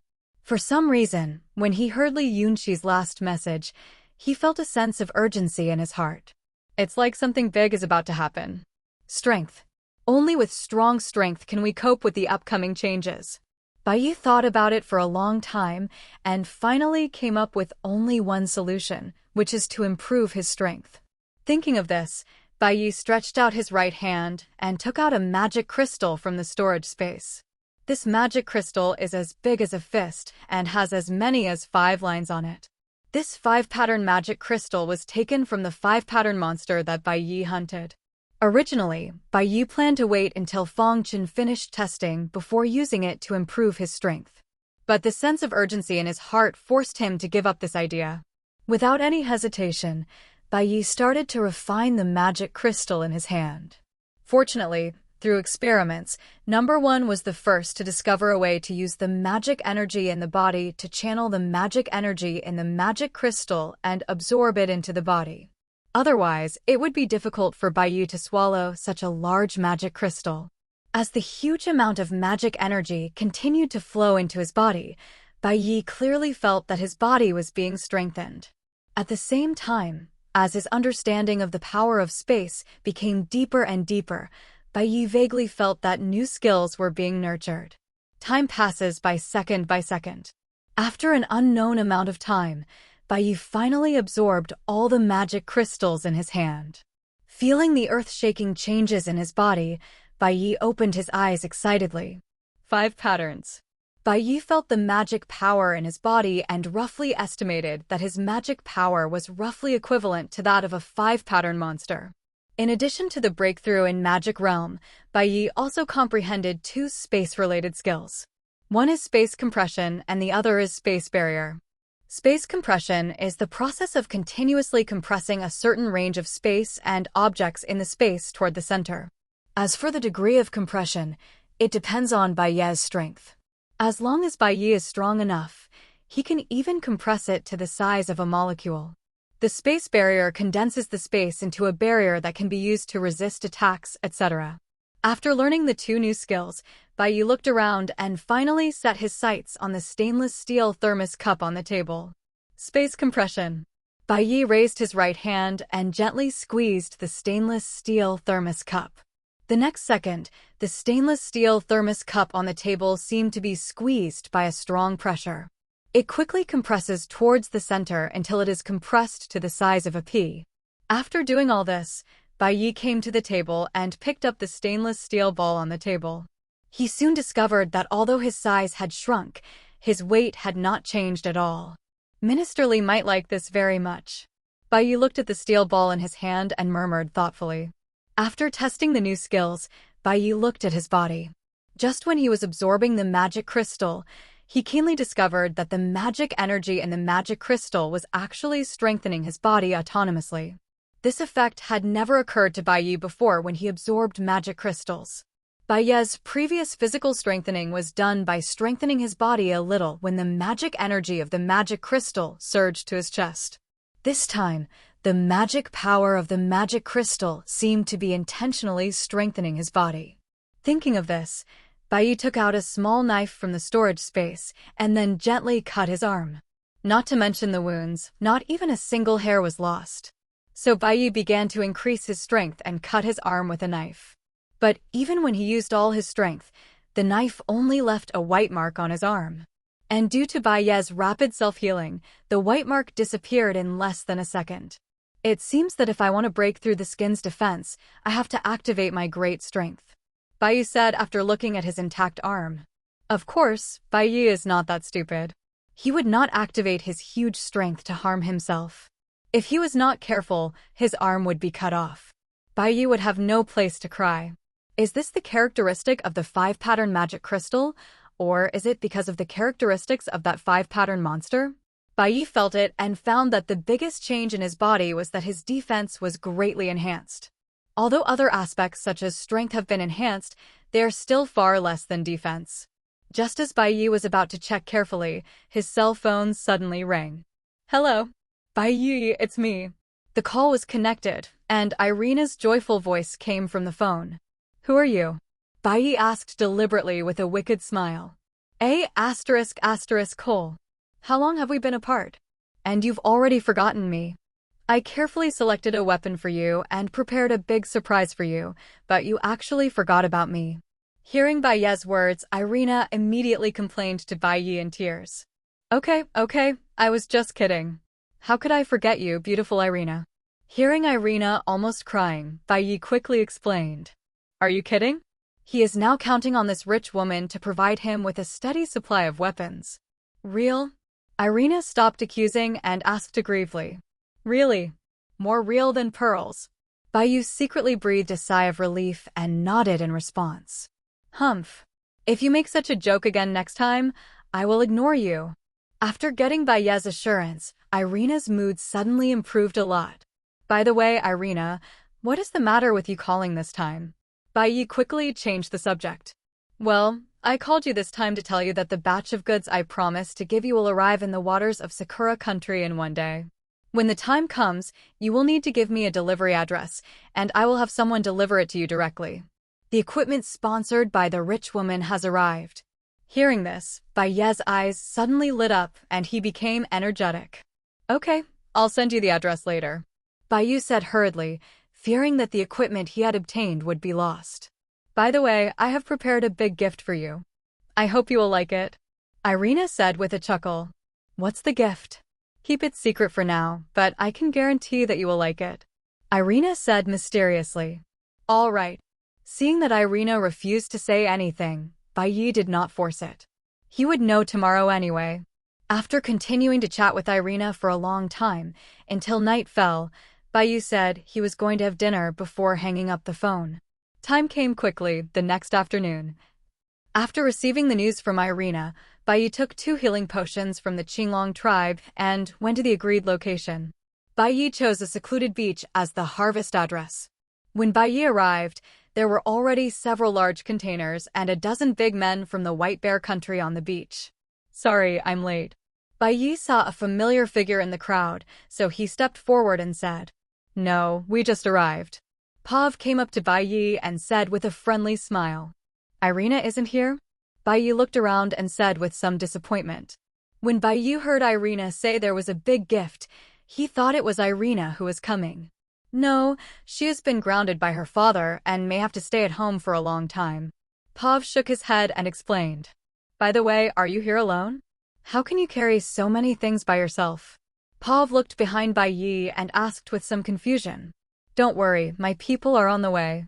I came here first in case you have to wait for a long time. Bai Ye made up a random excuse to evade Bafu. Bafu did not delve into Bai Ye's explanation. He then turned to a container, patted it and said, Do you need to inspect the goods? No, I believe Irina. Bai Ye shook his head slightly. Okay then. I'll give you the weapons list later, and you can take a look at it yourself. Hearing Bai Ye's words, the smile on Pav's face became even wider. Next, Pav waved to a strong man beside him. Soon the burly man took out a military green iron box from his backpack and handed it to Pav. "This is a gift Irina prepared especially for you. Although I don't know what it is for, I know that many forces are fighting for it. Irina has put a lot of effort into preparing these things for you." Pav said this and handed the iron box solemnly to Bai Ye. Bai Ye took the iron box and looked at it, and found that it was a password box, so he looked up at Pav. "Irina didn't tell me the password either. You need to ask her yourself." Pav shook his head and said, "Okay, I got it. Thank you very much. You have worked hard." Bai Ye hugged the iron box and thanked Pav and others. "No, on the contrary, I miss you more for saving Irina." Pav shook his head and said sincerely, "By the way, I also prepared a gift for Irina. I hope you can bring it to her for me." As he spoke, Bai Ye took out 2 healing potions from his pocket and handed them to Pav. Looking at the 2 unknown liquids in his hand, Pav seriously suspected that Bai Ye was just trying to please Irina. But out of responsibility, Pav still asked, "What is this?" "Healing potion, a medicine that can quickly heal physical injuries." Healing medicine. Although Pav felt somewhat disdainful in his heart, he did not express it. "Don't worry, I will give this to Irina." After Pav packed 2 healing potions, he nodded to Bai Ye. Bai Ye saw the contempt hidden in Pav, but he did not explain. As long as these 2 healing potions can successfully reach Irina's hands, it will be enough. As long as Irina knew the magic of the healing potion, Bai Ye could then use her help to open up the sales market for the healing potion. After the handover was completed, Pav did not stay for long and quickly left with his men.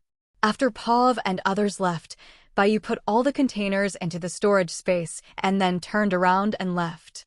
On the way back, Bai Ye asked Irina for the password to the iron box. With great curiosity, Bai Ye opened the combination lock of the iron box. The combination lock was unlocked, and the iron box was opened by Bai Ye. What came into view were crystal-like crystals. Magic crystal. The moment he saw the crystal in the iron box, Bai Ye instantly understood what Irina was talking about as a great gift. There should be more than 40 magic crystals at a rough glance, most of which are 2-line magic crystals, followed by 3-line magic crystals. It can be seen that Irina really put a lot of effort into preparing this gift for Bai Ye. "You are right. I really like this gift." Bai Ye was silent for a moment, then smiled and murmured to himself. Thinking that he was going to use Irina to open up sales channels for the healing potion, Bai Ye couldn't help but feel a little guilty. "Forget it. At worst, I can give her a 20% discount in the future," Bai Ye decided after thinking it over. After returning to the base, Bai Ye picked out the 3 pattern magic crystals in the iron box and then handed the remaining magic crystals to the Xuanwu department. "By the way, how long will it take to build the new base?" Before leaving, Bai Ye asked Yang Ruowei. "It will probably take about half a month." Yang Ruowei put away the smile on her face and replied respectfully. Bai Ye nodded when he heard this, and without saying anything, he turned around and left the Xuanwu tribe. At night, Bai Ye absorbed half of the 3 pattern magic crystals overnight to increase his strength. He kept the remaining 3-line magic crystal and prepared to use it to replenish his magic energy. The next morning, the weather was clear. The breeze brings a hint of autumn coolness, making it a rare good weather for an outing. In front of an unknown hill near Gaoshan City, Bai Ye stood in an open space, feeling the cool mountain breeze and looking at the lush green jungle on the mountain. In such pleasant weather, standing in the mountains full of life, breathing the fresh air, others may be able to relax and enjoy the beauty of the moment. But at this moment, Bai Ye's heart was not relaxed at all. Because ever since standing at the foot of this mountain, Bai Ye has felt several powerful auras. "My lord, all deployments have been completed." At this time, number 1 came quickly from the side and reported to Bai Ye. "Well, from now on you guys just stay at the foot of the mountain. I'll go up by myself." Bai Ye retracted his gaze, nodded and said softly, "My lord, how about?" After hearing this, number 1 wanted to persuade him a few more times, but was interrupted by Bai Ye. Looking at Bai Ye's unquestionable eyes, number 1 finally opened his mouth and swallowed the words. Soon Bai Ye set out on the road up the mountain alone, and number 1 stood there watching his back. My lord, please come back safely. Like Bai Ye, number 1 also felt a lot of danger when he arrived at the foot of the mountain. Even though some of these dangerous auras were far away, number 1 couldn't help but feel a little scared. Especially the most dangerous aura. When number 1 felt it, he felt powerless in front of his master. If he guessed correctly, the owner of that breath should be a 5-patterned monster. If the air at the foot of the mountain is fresh, then the air on the mountain is mixed with a slight fishy smell. It was a combination of the smell of blood and decay, a disgusting stench. Bai Ye was not in a hurry to go up the mountain, so he chose to walk slowly. Those who don't know would think that Bai Ye came here to climb the mountain. Not long after he walked, Bai Ye heard 2 hurried footsteps approaching him quickly. Here it comes. Bai Ye fixed his eyes and looked towards the jungle on the left. A breeze blew by, and amid the rustling of leaves there was a dull roar. 2 black shadows quickly flashed through the jungle, and when they were about to reach Bai Ye's position, 2 black shadows quickly separated, one on the left and one on the right, and surrounded Bai Ye. Roar! With 2 low roars, 2 black wolf-like monsters pounced out from both sides of Bai Ye. One locked onto Bai Ye's neck, and the other locked onto Bai Ye's abdomen. It can be seen that these 2 monsters often cooperate in hunting. Space compression. Bai Ye remained motionless, raised his right hand and clenched it suddenly. In an instant, the 2 monsters that flew into the air quickly twisted and deformed. In less than a second, 2 monsters as big as cows were compressed to the size of a basketball. Looking at the 2 balls of flesh on the ground, Bai Ye frowned slightly.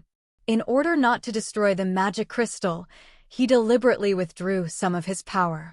But unexpectedly, the heads of the 2 monsters were distorted beyond recognition. TSK. I don't know if it's still useful. Bai Ye shook his head upon seeing this and continued walking up the mountain. After walking for a while, when Bai Ye came under a big tree with a thick waist, he suddenly felt a vague sense of being watched from above his head. Without any hesitation, Bai Ye decisively activated the space shuttle and teleported away from under the tree. Just as Bai Ye dodged, a sharp spike as thick as a baby's arm fell from the sky and landed on the spot where Bai Ye had just been. Not far away, Bai Ye saw this and hurriedly looked towards the top of the tree, only to see a green monster hiding among the dense leaves. Seeing that the sneak attack failed, the monster did not give up and immediately prepared to jump down from the tree and chase Bai Ye. Old Six deserves to die. Bai Ye immediately raised his right hand towards the monster that jumped down and activated space compression. The monster had already turned into a ball of flesh before it even hit the ground. Spatial compression just works. Looking at the meatball on the ground, Bai Ye withdrew his right hand with satisfaction. With Bai Ye's current strength, he can directly use space compression to crush monsters below the 4th level. With this skill, Bai Ye no longer has to waste time fighting with low-level monsters. The further up the mountain Bai Ye went, the more frequently he encountered monsters. Moreover, the monster's strength was constantly increasing. Before reaching the halfway point of the mountain, Bai Ye encountered the first 3-line monster. Near the top of the mountain, Bai Ye looked up at the top of the mountain, which was not far away, then looked at the 3-headed, 4-patterned monster in front of him, his eyes slightly gloomy. 3 4-striped monsters appeared at once. It seems they are trying to stop me from going up the mountain. Bai Ye looked at the 3-headed, 4-patterned monster blocking his way, and suddenly had some guesses in his mind. However, if you want to know what is on the top of the mountain, you have to solve the problem at hand first. Then Bai Ye stretched out his right hand and grasped the air, and a light golden long sword appeared in Bai Ye's hand. This long sword is made of the magic metal extracted from the corpse of a 5-pattern monster by the Qinglong tribe. During the forging process, with the full help of Tang Lei and the Xuanwu tribe, this long sword was made of all kinds of top-quality materials. As Bai Ye injected magic power, the pale golden sword shone brightly under the sunlight. Roar! Perhaps sensing a sense of crisis, the 3-headed, 4-patterned monsters came forward together and besieged Bai Ye. Court death. Bai Ye's eyes fixed as he saw this. A murderous aura filled his eyes. This is the enemy that has been killing people all the way up from the foot of the mountain, constantly using the lives of monsters to condense evil spirits. With a sudden step of his right foot, Bai Ye's figure instantly disappeared. The 3 4-striped monsters that rushed over saw this, and their pupils shrank before they could look for Bai Ye. The next second, the monster on the far right felt a chill on its neck. Then, his eyes blurred and the surrounding scenery spun rapidly before his eyes, finally stopping on a blood-stained white flower. Puff! As the monster's head was chopped off by Bai Ye's sword, a large amount of blood instantly spurted out like a fountain. In order not to waste materials, Bai Ye quickly put the monster's corpse that was still spurting blood and the head on the ground into the storage space. Seeing their companion being beheaded, the other 2 4-patterned monsters instantly roared in anger. The eyes of one of the monsters, which was covered with scales, instantly turned blood red, and red steam began to emerge from its body. The look he gave Bai Ye was filled with rage and murderous intent. Without waiting for its companions to act together, it rushed towards Bai Ye like crazy. The speed has more than doubled. Bai Ye looked at the monster, which was obviously more than twice as fast, and a hint of surprise flashed in his eyes. Could it be a violent skill? Bai Ye couldn't help but guess when he saw this. Thinking of this, Bai Ye's eyes lit up. After Bai Ye's investigation for so long, he found that monsters are actually divided into different levels.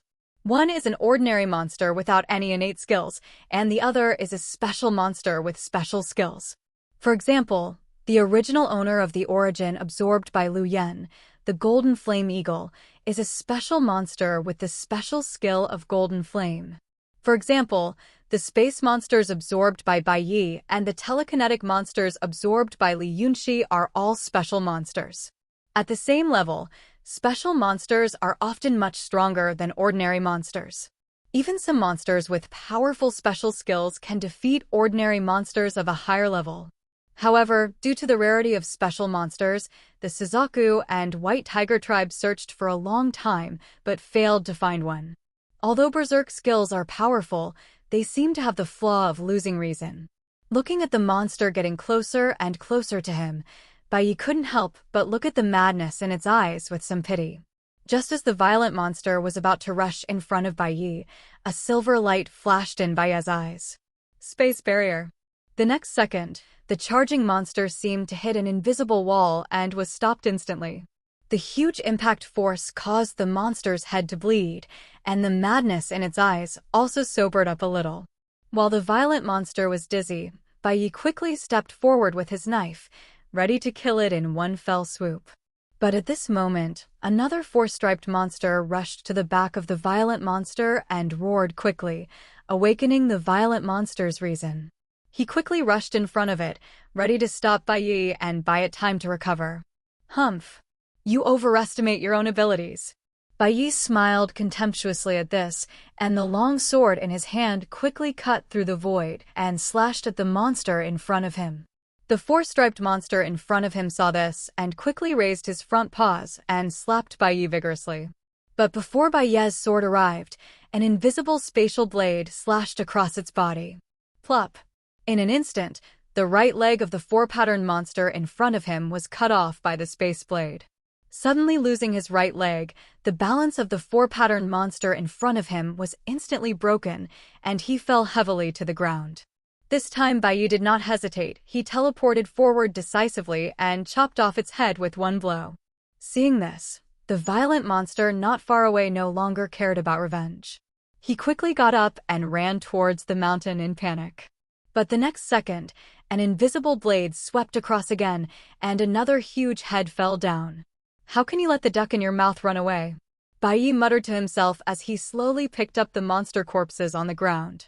After doing all this, Bai Ye looked towards the top of the mountain. He knew that the real danger was still waiting for him there. Let me see what secrets are hidden here.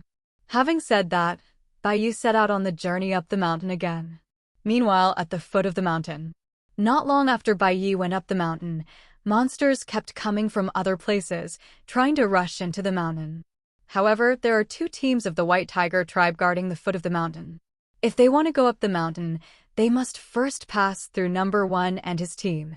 After a fierce fight, Number 1 and his companions successfully intercepted all the monsters that came. Although they felt exhausted, no one complained.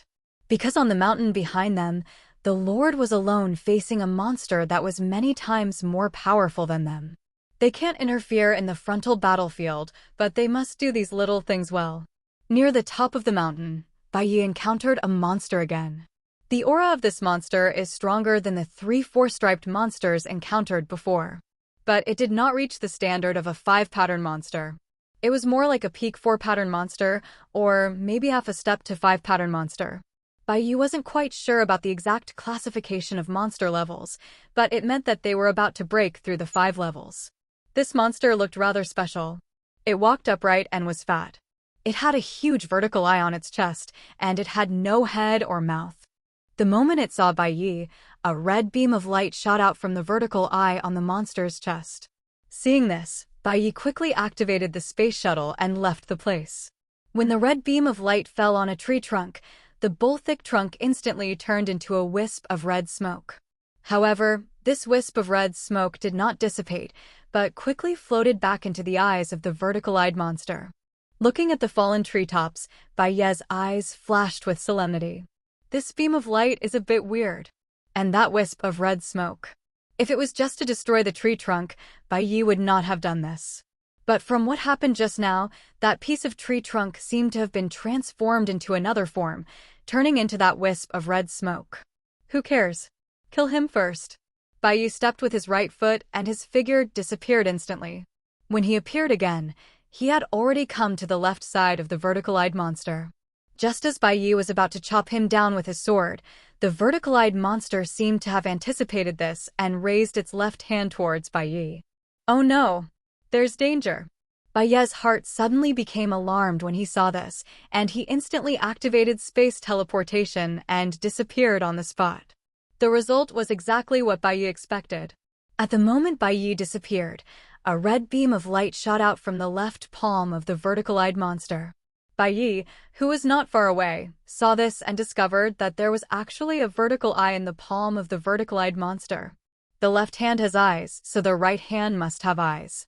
Seeing this, Bai Ye quickly looked at the right hand of the vertical-eyed monster. The vertical-eyed monster did not hide anything and simply raised his right hand and shot another red beam of light at Bai Ye. The vertical-eye monster's red beam is indeed very fast, but Bai Ye's space travel is even faster. Soon Bai Ye dodged the attack safely. Seeing Bai Ye dodge again, the vertical-eyed monster also thought of a new solution. The vertical-eyed monster raised his hands horizontally, with the 2 eyes on his hands looking to the left and right, while the huge vertical eye in the middle looked at Bai Ye. Damn it! Doesn't this guy have eyes on his back? Seeing that the vertical-eyed monster was about to emit another red beam of light, Bai Ye cursed inwardly and instantly teleported behind it. Damn! There really is one. As soon as he teleported over, Bai Ye looked up and saw the 2 eyes on the back of the vertical-eyed monster. Without any hesitation, Bai Ye decisively activated the space shuttle again. Before the 2 red beams arrived, they came to a person-high boulder on the left side of the vertical-eyed monster. What the hell? What kind of all-around, self-propelled laser turret? Hiding behind a huge rock, Bai Ye breathed a sigh of relief and immediately started cursing. After taking a breath, Bai Ye quickly poked his head out to look at the vertical-eyed monster.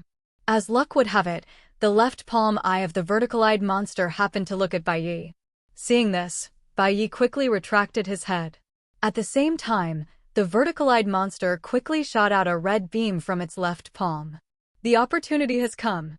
Noticing the red beam shooting towards the boulder, Bai Ye quickly stretched out his right hand and grasped the air. Space compression. The next second, the continuously collapsing space sucked the left hand of the vertical-eyed monster into it. Seeing that the situation was not right, the vertical-eyed monster quickly stretched out his right hand and shot a red beam of light at his left hand, choosing to cut off his arm to survive. It's done. Bai Ye was immediately delighted when he saw this, because he had no intention of killing the vertical-eyed monster like this. But as long as one of its arms can be destroyed, the vertical-eyed monster's vision will have a blind spot, and Bai Ye's chance to counterattack will come. While the right eye of the vertical-eyed monster was still looking to the left, Bai Ye quickly teleported to its right side. At this time, the vertical-eyed monster realized Bai Ye's intention, but it was too late. Without waiting for the vertical-eyed monster to turn its right hand, Bai Ye raised his hand and activated space compression. The right hand of the vertical-eyed monster was twisted and compressed in an instant. At this point, the left and right sides of the vertical-eyed monster became blind spots. So, Bai Ye looked at the painful expression of the vertical-eyed monster, and a faint smile appeared at the corner of his mouth. Then next, it's your turn to die. The long sword made a slight sound as it was shaken, and Bai Ye's figure disappeared in an instant. Before the vertical-eyed monster could turn around and look to the left, a light golden long sword turned into a golden light and flashed by in an instant. This knife cut the vertical-eyed monster in half from the left waist to the right shoulder. The eyes that were bright and lively in the last second suddenly became dull and lifeless. In order to facilitate the Qinglong tribe's future research, Bai Ye did not perform an autopsy to search for the magic crystal. He vaguely felt that the eyes of this vertical-eyed monster should bring some breakthroughs to the Qinglong tribe. After collecting the corpse of the vertical-eyed monster, Bai Ye did not rush to the top of the mountain. Instead, he found a relatively clean open space and sat down, then took out a 3-pattern magic crystal to restore his magic power. After adjusting his physical condition, Bai Ye picked up his sword and walked towards the top of the mountain. Near the top of the mountain, feeling the familiar pressure, Bai Ye finally concluded that the final boss on the top of the mountain was a 5-patterned monster. Quickly reached the top of the mountain. When he saw the situation on the top of the mountain, Bai Ye was stunned. Standing on the edge of the mountain top, Bai Ye looked at the huge bottomless pit in front of him, his eyes full of shock. According to the information provided by the Suzaku tribe, there should be a flatland here. At this time, the top of the mountain looked more like a dark crater. Could it be that all those monsters came out from here? Bai Ye guessed while looking at the deep pit. In order to see the situation inside the deep pit clearly, Bai Ye took out a signal gun from the storage space.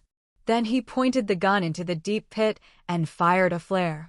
When the orange-red light came on, Bai Ye did not see the picture he had imagined, but instead met a pair of eyes as big as lanterns. Roar!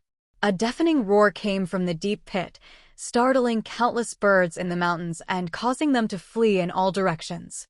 At the foot of the mountain, the White Tiger tribe members who were on guard suddenly felt nervous after hearing the roar. A physical fear suddenly arose in my heart. What kind of monster is your lord facing? Lu Yen stood beside number 1, looking at the direction of the top of the mountain and muttering absent-mindedly. Lu Yen originally wanted to fly up into the sky to see what was going on, but under the terrifying pressure, he immediately became timid before he even moved. I think I've seen it. Number 1 looked at the top of the mountain and his pupils suddenly shrank as he spoke in shock. I saw a huge hand rising up from the top of a mountain and slapping it heavily on the top of the mountain. For a moment, mud and rocks flew everywhere.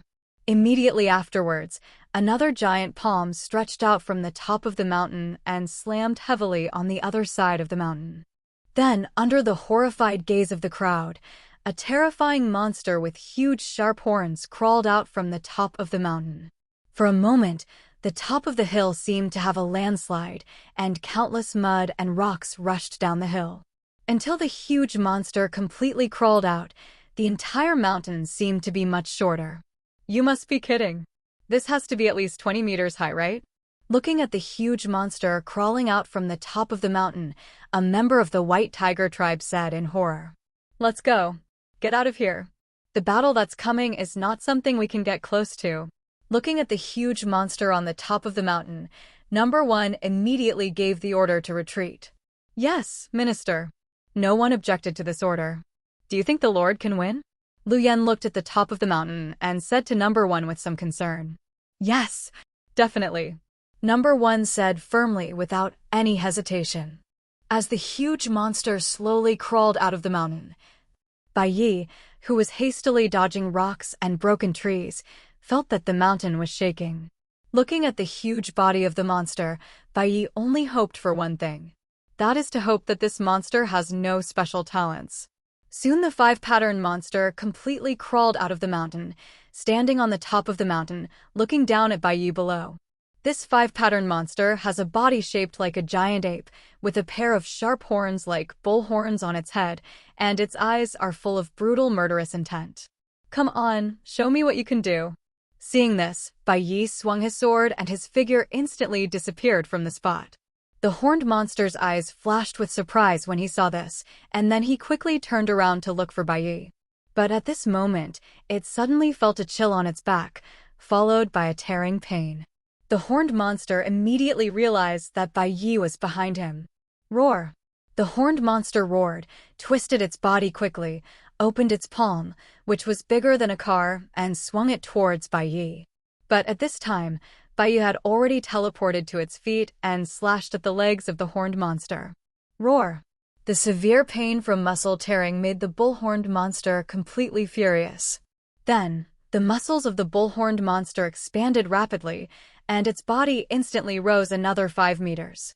Bai Ye, who was not far away, could clearly feel that the aura of the horned monster was skyrocketing. Roar! A roar resounded through the sky and immediately made Bai Ye dizzy. Before Bai Ye could come to his senses, a giant fist like a falling meteorite fell from the sky and smashed towards Bai Ye with the power of Mount Tai. Not good. Feeling a strong sense of danger, Bai Ye quickly stayed awake and activated the space shuttle to leave the spot. Boom! The huge fist fell with a loud bang, and in an instant the mountains collapsed and the earth cracked, and countless broken stones and wood flew everywhere. In the distance, Bai Ye stared at the scene in a daze, and suddenly a cold sweat broke out on his back. If I hadn't had time to dodge just now, I would probably have turned into a pool of flesh. As the saying goes, the higher you stand, the farther you can see. After the attack missed, the horned monster quickly discovered Bai Ye's position. In a flash, another heavy punch hit Bai Ye fiercely. Damn it! Without any hesitation, Bai Ye immediately activated the space shuttle again. Boom! Boom! Boom! Every time Bai Ye teleported and landed, the bull-horned monster would quickly find Bai Ye's whereabouts and quickly punch Bai Ye's position. For a moment, the whole mountain was shaking violently, and huge deep pits were deeply imprinted on the mountain under the giant fist of the bull-horned monster. In the distance, the people of the White Tiger tribe looked at the mountaintop and saw the terrifying destructive power of the bull-horned monster, and they were all worried about Bai Ye. At this moment, Number One's Bluetooth headset rang. After answering it, he found that it was a call from Li Yunxi. Attention! 2 groups of forces have been attracted by the battle noise of the Lord and are rushing here. I have sent you the location. Go and intercept it immediately. Okay, I'll be there right away. Number 1 immediately ended the call and turned on his phone to check the location. Sure enough, there were 2 teams rushing towards here from different directions. Then Number 1 quickly shared the location with Lu Yan and then quickly explained the situation. Team 1, follow me. Team 2, follow Lu Yan. Don't hold back. We must not let these people disturb the Lord. Do you understand? Everyone understood. Soon the 2 teams split up and each of them carried a strong murderous aura. Return to the battlefield. After a long while, Bai Ye finally recovered from his dizziness. Faced with the relentless advance of the bull-horned monster, Bai Ye quickly came up with a countermeasure. Then, the giant fist of the bull-horned monster came crashing down, and Bai Ye instantly condensed a space barrier to block the top of his head. The next second, a huge impact force hit the space barrier like a tidal wave. In less than a second, cracks appeared on the space barrier condensed by Bai Ye. Just when he was about to collapse, Bai Ye disappeared from the spot in an instant. When he opened his eyes again, Bai Ye was already in front of the bull-horned monster. Seeing Bai Ye suddenly appear in front of him, the horned monster couldn't help but be startled. Seeing this, Bai Ye instantly condensed a space barrier under his feet. Then Bai Ye raised his left hand and clenched the right eye of the horned monster. Space compression. In an instant, a distorted space formed in the huge eyeball of the bull-horned monster and began to compress rapidly. Bang! There was a sound of bubbles bursting, and the eyeballs of the bull-horned monster suddenly exploded, turning into a ball of blood that splashed everywhere. The severe pain from the ruptured eyeball caused the horned monster to instantly go berserk. He immediately opened his bloody mouth again, ready to let out a roar that seemed to be a mental attack. But this time Bai Ye was prepared. Seeing the horned monster open its bloody mouth again, he quickly took out a loaded RPG from the storage space. "Give me some golden throat lozenges." Aiming the muzzle of the gun at the throat of the bull-horned monster, Bai Ye decisively pulled the trigger. Puff! Whoosh! The cannonball with white smoke flew rapidly into the mouth of the bull-horned monster. Because the left side was in a blind spot, the horned monster did not notice the abnormality at first. Roar! Bang! Before the bull-horned monster could roar, a bullet went straight to its throat and hit it directly in the lungs. Looking at the white smoke coming out of the bull-horned monster's throat, Bai Ye's face showed the joy of successful revenge. While the horned monster was retching, Bai Ye stretched out his left hand again and aimed at the horned monster's left eye. Space compression. Bang! A bubble burst on his right hand, and the remaining left eye of the horned monster exploded. The horned monster, having lost its sight, no longer cared about the severe pain in its body and began to wave its fists wildly, attacking everything around it. In Bai Ye's view, all these crazy actions were just a fight of a trapped beast. Next, Bai Ye only needs to stay far away and wait for the horned monster to use up its energy. Then with the final harvest, the battle can be perfectly ended. However, Bai Ye understood that the huge commotion just now must have attracted a lot of people's attention. So Bai Ye must end the battle as soon as possible to avoid any accidents. So Bai Ye took advantage of a gap and teleported to the back of the horned monster's neck. Giant force! Bai Ye instantly unleashed tremendous strength and used all his strength to chop at the back of the neck of the bull-horned monster. With the help of huge force and spatial force, Bai Ye's long sword slashed across the neck of the horned monster without any hindrance. At this moment, the horned monster that was destroying crazily suddenly felt that the strength in its body was rapidly fading away, and its life was also quickly passing away. It wanted to open its mouth to let out a final roar, but the blood blocked its throat. Bang! Bang! There were two dull sounds of heavy objects falling to the ground. One sound is the head, and the other is the body. Baka, don't the people up there care about our lives? How can we possibly defeat a monster of this size with just a few guns? I seriously suspect that the people above just want to sacrifice us. But I heard that they will arrange fighter jets to provide support? Haha, that's right, they'll bomb us too. Then what should we do then? I heard you have a newly married wife? What's the matter? Nothing. I just heard that my superior seems to like watching movies about widows. Widow? Bakayalu. On the national highway, a convoy carrying soldiers was moving rapidly towards the suburbs of Gaoshan City. And their target is the bull-horned monster that is fighting with Bai Ye. Looking at a photo taken from a distance, the Sakura soldiers in the carriage all looked worried. Because even through a photo, they could clearly feel the terrifying pressure. And this mission, in their view, was a complete suicide mission. Bang! At this moment, a huge explosion sounded and the convoy immediately made an emergency stop. Then, the Sakura soldiers in the car quickly jumped out to check the situation. Only then did they realize that the explosion had occurred in the front car. But what was a little unusual was that the flames produced by the explosion were golden. What happened? Was there an attack? Be on guard. Be on guard. For a moment, all the Sakura country soldiers fell into chaos. At this moment, several golden fireballs fell from the sky and exploded into the crowd. Any soldier from the Sakura country who was touched by the golden flame was quickly devoured by it and turned into charcoal. At the same time, more than a dozen figures quickly rushed out of the jungle on the roadside. These people were all wearing black robes and masks on their faces. When these people approached, the soldiers of Sakura country discovered that although they all looked like humans, some of them did not look like humans. Some have long and sharp claws on their hands, some have 4 thick arms, and some are covered with black scales all over their bodies. Ghost. Monster. Monster. Mother. Just like that, before the White Tiger tribe started killing, the Sakura country soldiers were frightened by their appearance and fled in panic. Quickly end the battle. We got news that the battle on the Lord's side is over. At this time, Lu Yen descended from the sky and gave orders. After receiving the order, the members of Team 2 quickly launched a bloody massacre. In less than 2 minutes, more than 100 Sakura country soldiers fell in a pool of blood. Withdraw. Lu Yen took a quick look around and found that there were no survivors, so he gave the order decisively. Come and go in a hurry. Soon, the White Tiger Team 2 disappeared into the jungle, and Lu Yen quickly spit out a large amount of golden flames, setting the bodies and cars on the ground on fire. After doing all this, Lu Yen flew into the sky and left. At the same time, on the hillside of Bai Ye, after quickly splitting the horn monster into several pieces and stuffing them into the storage space, Bai Ye came to the hole where the horned monster came out.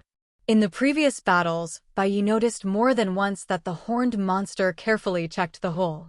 If nothing unexpected happens, there must be something extremely important in this deep pit. So Bai Ye took out a flashlight and jumped into the cave. Of course, Bai Ye wouldn't jump down so easily. Bai Ye was seen walking towards the bottom of the pit step by step, just like walking upstairs, by constantly condensing space barriers to make steps. After walking for a while, Bai Ye came to a huge underground space. Looking at the surrounding soil, Bai Ye discovered that this huge space was actually excavated not long ago. Coming to the bottom of the underground space, Bai Ye looked around and found no other monsters. However, when he came to a rock wall, Bai Ye finally discovered something was wrong. As Bai Ye's light shone, he saw a dark crack about 10 meters long on the rock wall. The center of the crack was pitch black, and no light could shine in, so nothing could be seen. Just as Bai Ye took a step forward to observe carefully, he suddenly sensed a strong spatial fluctuation coming from the crack. Upon seeing this, Bai Ye quickly stepped back a few steps, tightly gripped the long knife in his hand, and looked at the crack in front of him vigilantly. Soon, a fiery red lizard head with a row of spikes popped out from the crack. Next comes the feet, the body, the tail. Just like that, Bai Ye witnessed a four-patterned monster crawling out of the crack little by little. As soon as the red four-striped monster came out, its eyes were fixed on Bai Ye. The greedy and eager eyes made Bai Ye frown.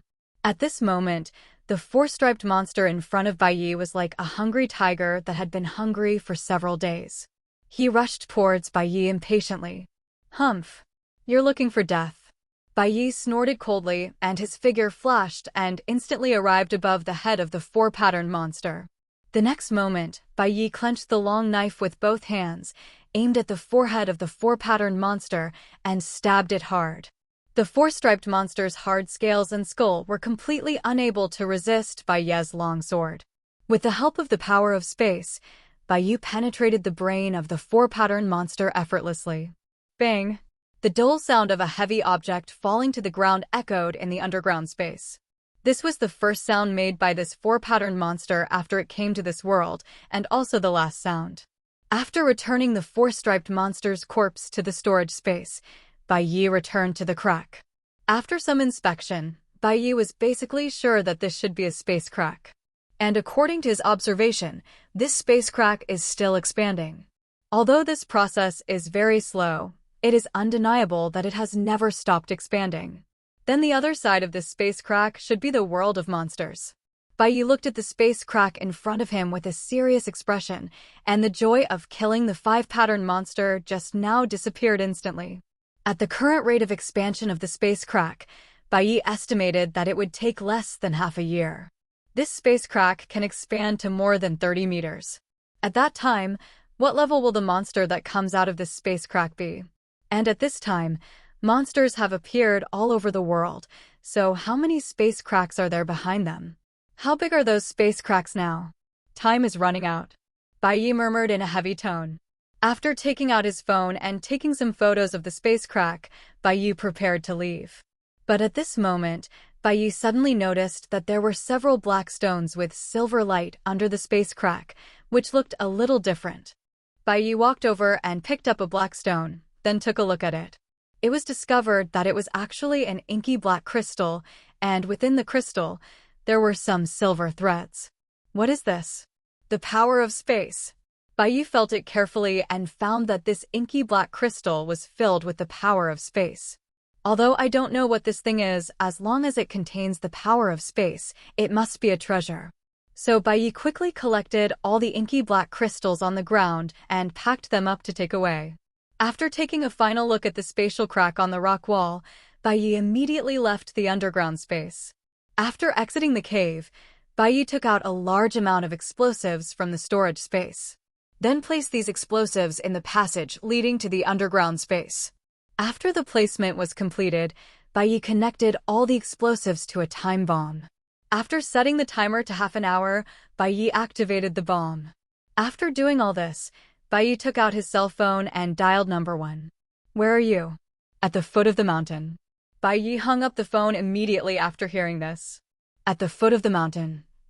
Number 1 glanced at the top of the mountain, then said to the people behind him, "The master will be coming down soon. Everyone stand still."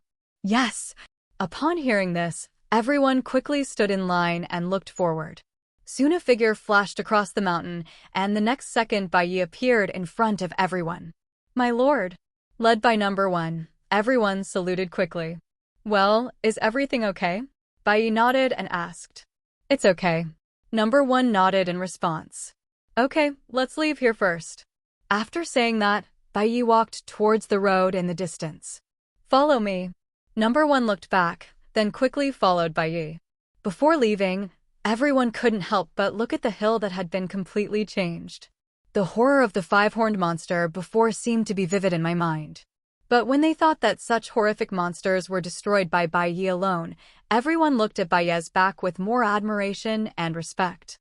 Soon Bai Ye and his group drove away. About 20 minutes later, 3 helicopters flew to the top of the mountain. Immediately afterwards, a group of researchers with instruments began searching the top of the mountain for useful materials.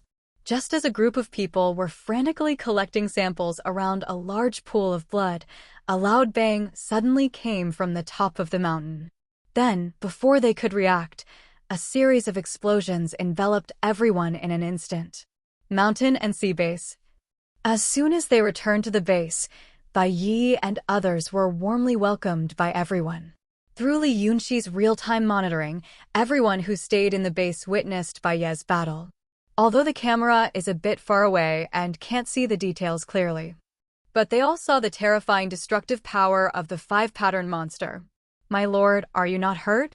Yang Ruowei, carrying a medical kit, quickly walked out of the crowd and came to Bai Ye's side, asking with concern. "I'm fine, you can show them." Bai Ye shook his head slightly, glanced at the White Tiger members behind him, and said. Yang Ruowei carefully observed Bai Ye's expression and found that there was indeed no problem. Then she walked towards the members of the White Tiger tribe with confidence. Night. Bai Ye summoned all the ministers to his office. After everyone arrived, Bai Ye looked at them solemnly and said in a heavy tone, "Everyone, we don't have much time left." Several people were stunned by Bai Ye's abrupt words. "Do you know where the monsters come from?" Bai Ye did not rush to reveal the answer, but explained it step by step. "I don't know." Number 1 and Yang Ruowei shook their heads when they heard this. Li Yunxi and Fang Chen looked thoughtful and did not rush to speak. There are currently 2 main theories about the origins of monsters on the internet. One is that there is an inner world in this world, and the monsters come from this inner world. Second, these monsters come from another world, which may be a planet in the universe, or it may be a world in another universe. They came to this world through time-space tunnels or space cracks. After thinking about it, Li Yunxi expressed his speculation based on what he saw on the internet. The second statement is correct. Bai Ye looked at Li Yunxi and held up 2 fingers and said, "There really is a space crack." Fang Chen exclaimed in shock upon hearing this. "Yes, and I saw it with my own eyes today. It's under that mountain," Bai Ye said as he took out his phone and clicked on the photos he had taken. Seeing this, Fang Chen and others hurried over, staring intently at the photo on the phone. "Is this the legendary space crack? Those monsters came out from here? By the way, if we enter the space crack from here, can we go to the world of monsters?" After several people looked at their phones for a while, they sat back in their original seats. What I am going to talk about next is related to this space crack. According to my observation, this space crack is expanding all the time. At its current length, it can already allow 5 pattern monsters to pass through. After half a year, this space crack will expand to at least 30 meters. What level of monsters will be allowed to enter and exit this space crack? And how many monsters will come out of it? Bai Ye's words hit several people's chests like a heavy hammer. It shattered the pride and ridiculous complacency that had just built up in the hearts of several people. Before they could come to their senses, Bai Ye attacked again. Have you ever thought about the monsters appearing all over the world? Then how many space cracks are there in the world? What are the extent of those space cracks? After hearing this, Number 1 and the others felt even more depressed. Bai Ye took in the expressions of several people and then continued, so I said that we don't have much time left. After hearing Bai Ye's words, Number 1 and others were still in shock. Once upon a time, they thought that the monsters were just like that and that they still had plenty of time. But now after listening to Bai Ye's words, they realized that the situation had become critical. My lord, please tell us whatever you want to hear. We will do our best to accomplish it. Number 1 stood up and said firmly to Bai Ye. We too. Feng Qin and the other 2 also stood up quickly and spoke firmly. I have only one request. All departments must develop at all costs in the next 6 months. If you are short of people, recruit them. If you can't recruit them, rob them. If you are short of money, make money. Anyone who stands in the way of money will die. All departments should cooperate closely and use unconventional means when necessary, except for Longhua, other countries can do so. Bai Ye glanced at the few people with eyes as sharp as a knife and spoke in an unquestionable tone. In the following month, the Shanghai organization entered a period of crazy development. During this period, the Sakura country officials and local chaebols launched a comprehensive search of the Shanghai organization because of the incident in Takayama City. In order to ensure friendly relations among the 3 parties, Bai Ye asked Li Yunxi to find the location of some people and then went to their homes to have friendly exchanges. After some communication, they successfully gained Bai Ye's understanding and took the initiative to reach some not-too-excessive agreements with Bai Ye. From then on, the development of the Shanghai organization became more unimpeded. During this month, the Shanghai organization has grown rapidly from more than 70 people to more than 500 people. Nearly half of them belong to the White Tiger tribe, followed by the Black Tortoise tribe. It was also during this month that the healing potion and the newly developed evergreen potion were completely sold out, attracting numerous wealthy and powerful people to buy them. Provided a large amount of funds and resources for the development of the Shanghai organization. The evergreen potion here is a longevity potion developed by Feng Qin and others based on the origin of longevity species. Although it can only extend life by 1 year and one person can only use it once, it still caused countless people to scramble for it. But it is also because of these 2 potions that the Shanghai organization has completely entered the vision of major forces in the world. The original resort is now a new base between mountains and sea. My lord, spies from many forces have infiltrated Sakura country and are conducting a secret investigation on us. Li Yunxi, wearing a scarlet uniform and holding a tablet computer, reported to Bai Ye. Catch those with the longest arms and make an example of them, and teach the others a lesson and send them back. Bai Ye's eyes flashed with a cold light, and he said in a cold tone. Then, what about the Dragon Country officials? Li Yunxi hesitated for a moment after hearing this, and then asked. I'll warn you once, and then if you don't leave, I'll give you a lesson. Bai Ye paused, thought about it, and said. Bai Ye still focuses on making friends with Longhua unless it is necessary. After all, most members of the organization still have relatives living in the country, so they should try their best to avoid making enemies. I understand. By the way, my lord, someone from the Dragon Kingdom official has contacted the Xuanwu tribe and hopes to communicate with you. Li Yunxi changed the subject. Communicate with me? Bai Ye was stunned when he heard this and then asked, what is the identity of the other party? Yang Wanzheng, director of the Dragon Kingdom Demon Suppression Department. Director of the Demon Suppression Division? Bai Ye looked at Li Yunxi in surprise.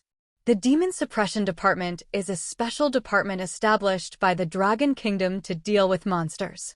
The director of the Demon Suppression Division is equivalent to a ministerial-level leader.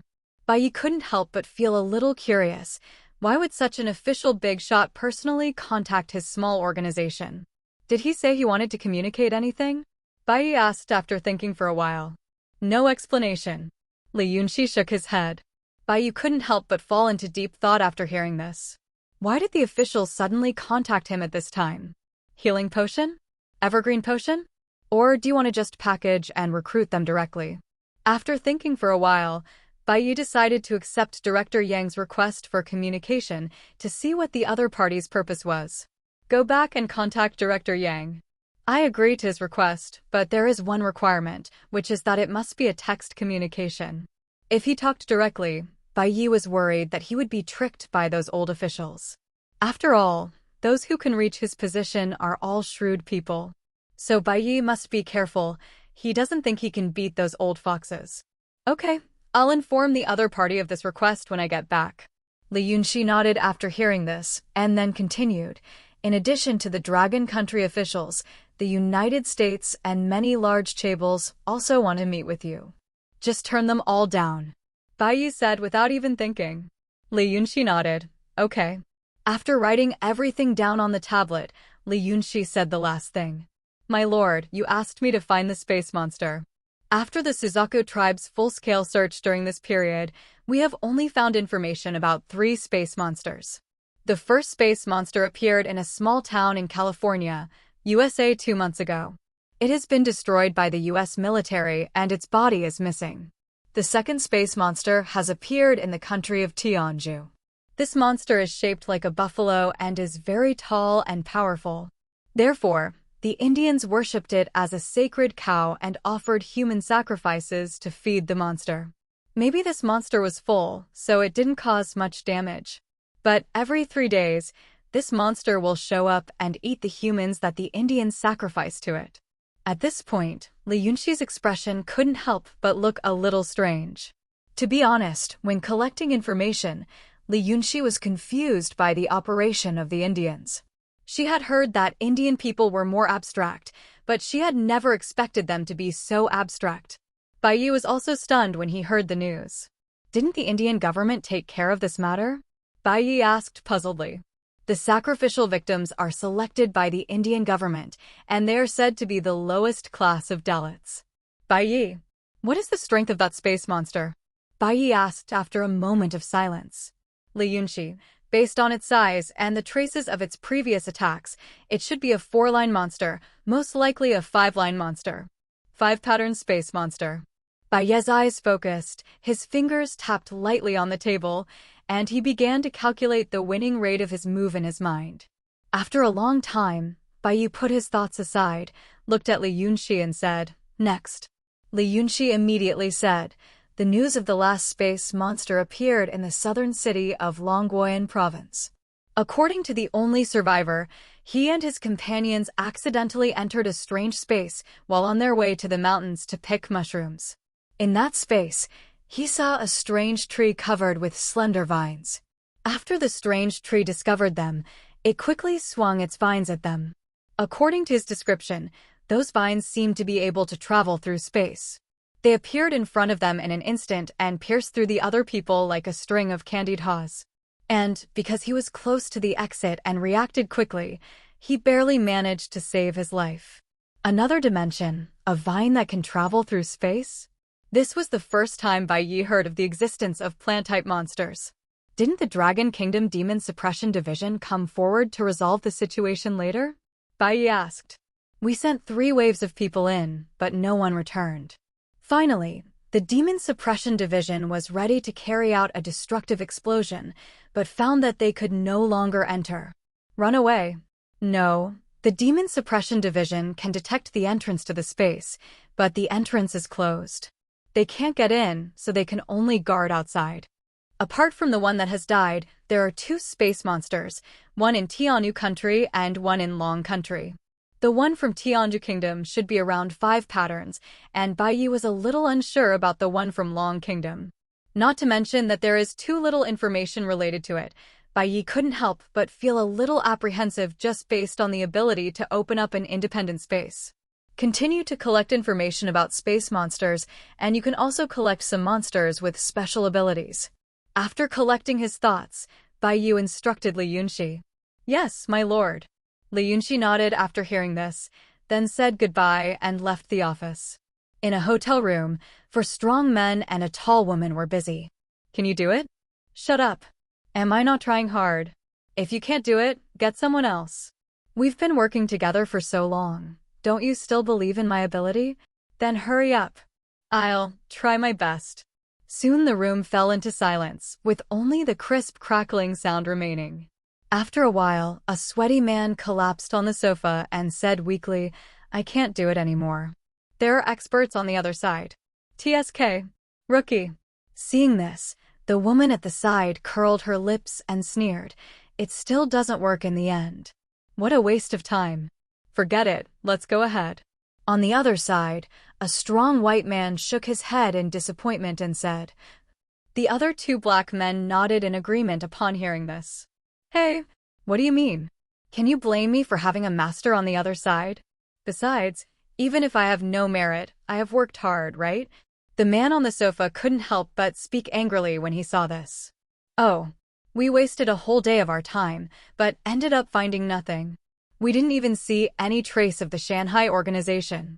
Hearing the man relieving himself on the sofa, the woman next to him couldn't help but mock him. The man on the sofa wanted to continue to explain after hearing this, but he opened his mouth and couldn't say anything. Okay, stop talking. Seeing his companions feeling a little embarrassed, the white strong man next to him spoke up to help. Since they have no flaws online, let's start with reality. Before we came, the organization gave us information about two people. Both of them are members of the Shanghai organization. As long as we follow these two people closely, we will definitely be able to find some traces of the Shanghai organization. I don't think it's necessary for such a small organization to be so cautious. Why don't we just tie up those two people and interrogate them with some tricks? A black man heard this and said with disdain. In his eyes, the Shanghai organization was just a small organization that had just emerged. Don't take it lightly. The organization reminded us before we came here that the Shanghai organization is not as simple as it seems. The sturdy white man frowned and reminded in a serious tone. It's just a small organization in Sakura country. What can be so simple? They are not a local organization of Sakura country. It is said that they are most likely from the neighboring dragon country. When they heard the word Longua, the people who had originally looked nonchalant put away their contempt, and their expressions became serious. Seeing that everyone had put away their contempt, the white man nodded in satisfaction. Next we. Bang, bang, bang. Just as the strong white man was about to make a plan, he was suddenly interrupted by a knock on the door. Due to the caution they had experienced walking on the edge of life and death for many years, several people in the room became alert. Open the door, room service. The next second, a strong male voice sounded outside the door. After hearing this, the people in the room quickly glanced at each other and soon realized that no one had ordered customer service. So, several people who noticed something was wrong began to take out their weapons and pointed them towards the door. I didn't order customer service. Did you get the wrong number? The strong white man pointed his gun at the door and shouted. Oh, really? Then I'll go down and take a look. After a response from outside the door, the sound of footsteps leaving was heard. Inside the room, several people looked at each other, and then a black man holding a submachine gun slowly walked towards the door. When he tiptoed to the door, the black man was about to put his ear to the door to listen to the movement outside. Bang! Suddenly, a huge hand covered with black scales broke through the door and grabbed the black man's head. Hey, I checked. It's indeed the room service you ordered. But the service is to send you to see God. After the slightly crazy voice outside the door finished speaking, the big hand that was grabbing the black man's head suddenly exerted force. The next second, before the black man could even scream, the big hand crushed his head. Bang! There was a sound of a watermelon bursting, and hot blood mixed with some brain tissue splattered everywhere. Shot. The white man not far away suddenly narrowed his eyes when he saw this, and then he quickly and loudly ordered several people to open fire. Bang, bang, bang. Da-da-da. Hearing the order from the white man, the other three quickly pulled the trigger and shot wildly at the door. 1. As a teasing voice sounded, the already broken door instantly exploded. A terrifying humanoid monster covered in black scales, with a thick and powerful tail behind it and fingertips as sharp as blades, broke through the door and rushed in. Seeing the terrifying humanoid monster rushing into the room, several people felt a chill in their hearts. Traveling around the world, they have long understood the power of monsters. A monster of this size was simply beyond their ability to contend with, especially in such a small room. All the yellow bullets were fired at the humanoid monster, but they were all blocked by the black scales on its body. Seeing this, the despair in the hearts of several people became even stronger. 1, 2, 3, 4. Great, they're all here. The humanoid monster glanced at the few people and a hideous smile suddenly appeared on his face. He can actually talk. Devil. He's a demon. Each of you find a chance to escape. When they heard the humanoid monster in front of them speak human language, the fear in their hearts was instantly broken. Escape? What will happen to my mission if you escape? The humanoid monster laughed grimly, then moved and rushed towards the few people quickly. Don't want. Save me. No. Accompanied by screams of terror, the room suddenly became chaotic. A minute later, silence returned to the room. A humanoid monster stood alone in a pool of blood, one of its hands holding a woman's head. Beside him, four headless corpses lay quietly. Snap. After throwing the woman's head to the ground, the humanoid monster pulled the sheets from the bed and wiped his hands. Then, the humanoid monster walked out of the room and came to the next room. A flash of black light flashed by, and the next second the humanoid monster turned into a naked burly man. Then the burly man came to the bed and skillfully put on the clothes that had been prepared on the bed. It's really troublesome. I don't know how long it will take for the Qinglong tribe to develop stretch-resistant clothing. It's really troublesome to take off clothes every time you transform. Lu Dania kept complaining while he was putting on his clothes. After putting on his clothes, Lu Dania walked out of the hotel as if nothing had happened. As soon as I walked out of the hotel, a team of police cars came rushing over. Hurry, hurry, hurry. After the police car stopped, a group of police officers rushed into the hotel with guns. The remaining police officers quickly set up a cordon. Lu Daniu ignored the situation and went straight to the parking lot and got into a van. Team leader. The team member sitting in the driver's seat saw Lu Dania get in the car and shouted immediately. Let's go back. Lu Dania nodded slightly upon hearing this. Yes, Captain. Soon the van drove straight out of the hotel parking lot. At the same time, bloody massacres took place simultaneously in different cities and locations in Sakura country. All those who were killed had one thing in common, that is, they were all foreigners and had only recently arrived in the land of Sakura. In the hotel, a group of police officers cautiously came to the floor where the gunshots were reported. Soon they groped their way to the room with an open door at the end of the corridor. Well, it's not really open, because there is no door in this room. When they arrived at the door and saw clearly inside the room, a chill of horror suddenly came over them. Immediately afterwards, sounds of vomiting were heard in the corridor. Master, was this done by a human? A pale young police officer asked the old police officer beside him in a trembling voice. This is not our business, let's go. The old policeman suppressed his uneasiness and urged him quickly. Are we just going to leave like this? The young police officer asked puzzledly. What else do you want?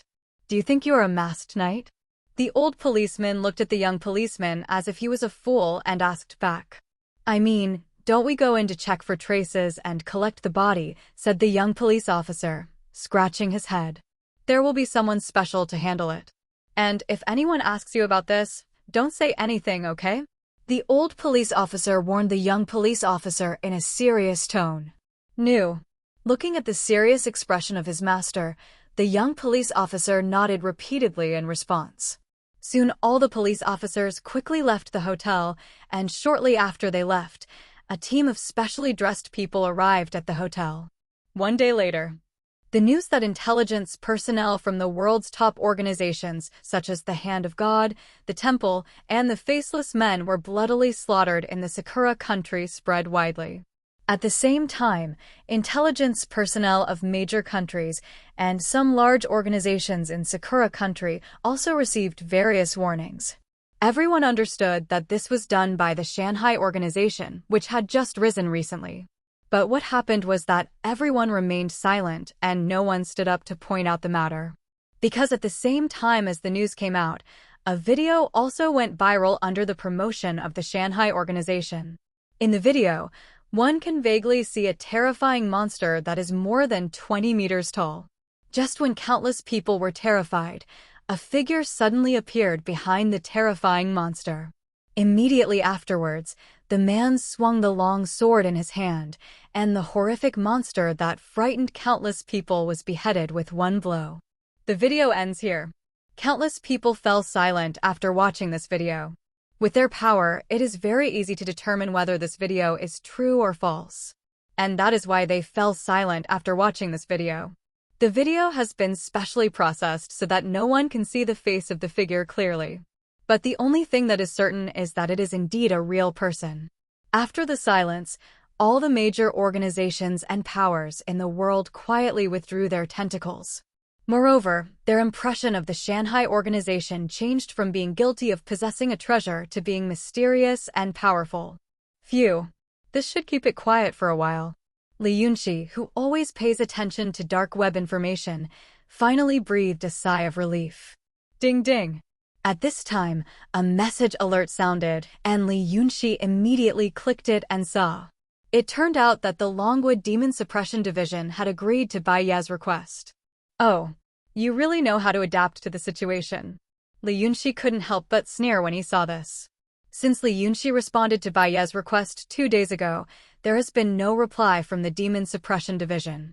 And now, the video was just sent out not long ago, and the other party replied with a message of agreement. Although Li Yunxi was somewhat dissatisfied with what the Demon Suppression Division did, she quickly reported the news to Bai Ye. Bai Ye quickly replied to Li Yunxi and asked her to make an appointment with the Demon Suppression Division to start the conversation at 8 o'clock in the evening. Soon Li Yunxi sent the time to the Demon Suppression Division, and the Demon Suppression Division quickly responded in agreement. Time soon came to 8 o'clock in the evening. Bai Ye arrived at the Suzaku tribe early, waiting for communication. When the time came, Li Yunxi sent a special link. Soon the other party entered the chat room through the link. After the chat room was set up, Li Yunxi turned to look at Bai Ye, asking with his eyes what the next move should be. Don't be impatient. Wait for them to speak first. Bai Ye looked at the chat interface and said calmly. On the other side, Yang Wanzheng, director of the Demon Suppression Division, also turned to look at the language communication expert beside him. When the expert saw that Bai Ye hadn't spoken for more than 3 seconds, he nodded to Yang Wan. Upon seeing this, Yang Wanzheng quickly typed out 2 words. Hello. Hello, Director Yang. Bai Ye replied quickly.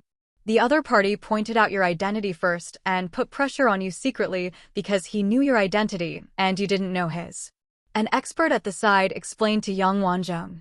Then what should I say next? Yang Wanzheng asked directly. Yang Wanzheng was transferred from the army, so the higher-ups considered that Yang Wanzheng was not good at negotiations, so they assigned him a special expert. Ask him what to call him and see if you can get some useful information. Don't know what to call you. Yang Wanzheng asked directly by typing. Let's get straight to the point. Bai Ye replied without answering the question. Yang Wanzheng turned to look at the expert, and the expert pushed his glasses and analyzed. He wanted to get straight to the point, to prove that he didn't want to talk to us anymore, but he used an interjection in his words. This bar proves that he still has some good feelings towards us. What a bunch of nonsense. Can you just tell me what you're going to say next? Yang Wanzheng looked at the expert with disdain and urged him. You. Hearing Yang Wanzheng's words, the expert's face suddenly changed and he looked at Yang Wanzheng angrily. What do you mean by you? You were asked to cooperate with me in my work, not to talk nonsense. Yang Wanzheng's eyes focused, and a powerful aura suddenly burst out from his body and pressed towards the expert. Faced with Yang Wanzheng's pressure, the expert suddenly felt a chill on his back. The pride in his heart collapsed instantly, and he nodded hurriedly with trembling hands. It would have been better if it had been like this earlier. Seeing this, Yang Wanzheng nodded with satisfaction and then withdrew his pressure. I want to make a deal with you on behalf of the Dragon Nation officials. Don't look for me to make a deal. This deal is a bit big. Explain. We want to trade with you the formula of the healing potion and the evergreen potion. We come here with sincerity. You can state the conditions first. Anything else? Look. The other party is angry. I told you to be more tactful. The expert at the side looked at the message sent by Bai Ye and immediately looked at Yang Wanzheng with a gloating look and said. Yang Wanzheng's face darkened when he heard this, and he looked at the expert coldly. Upon seeing this, the expert immediately put away the gloating expression on his face and lowered his head silently. Come here.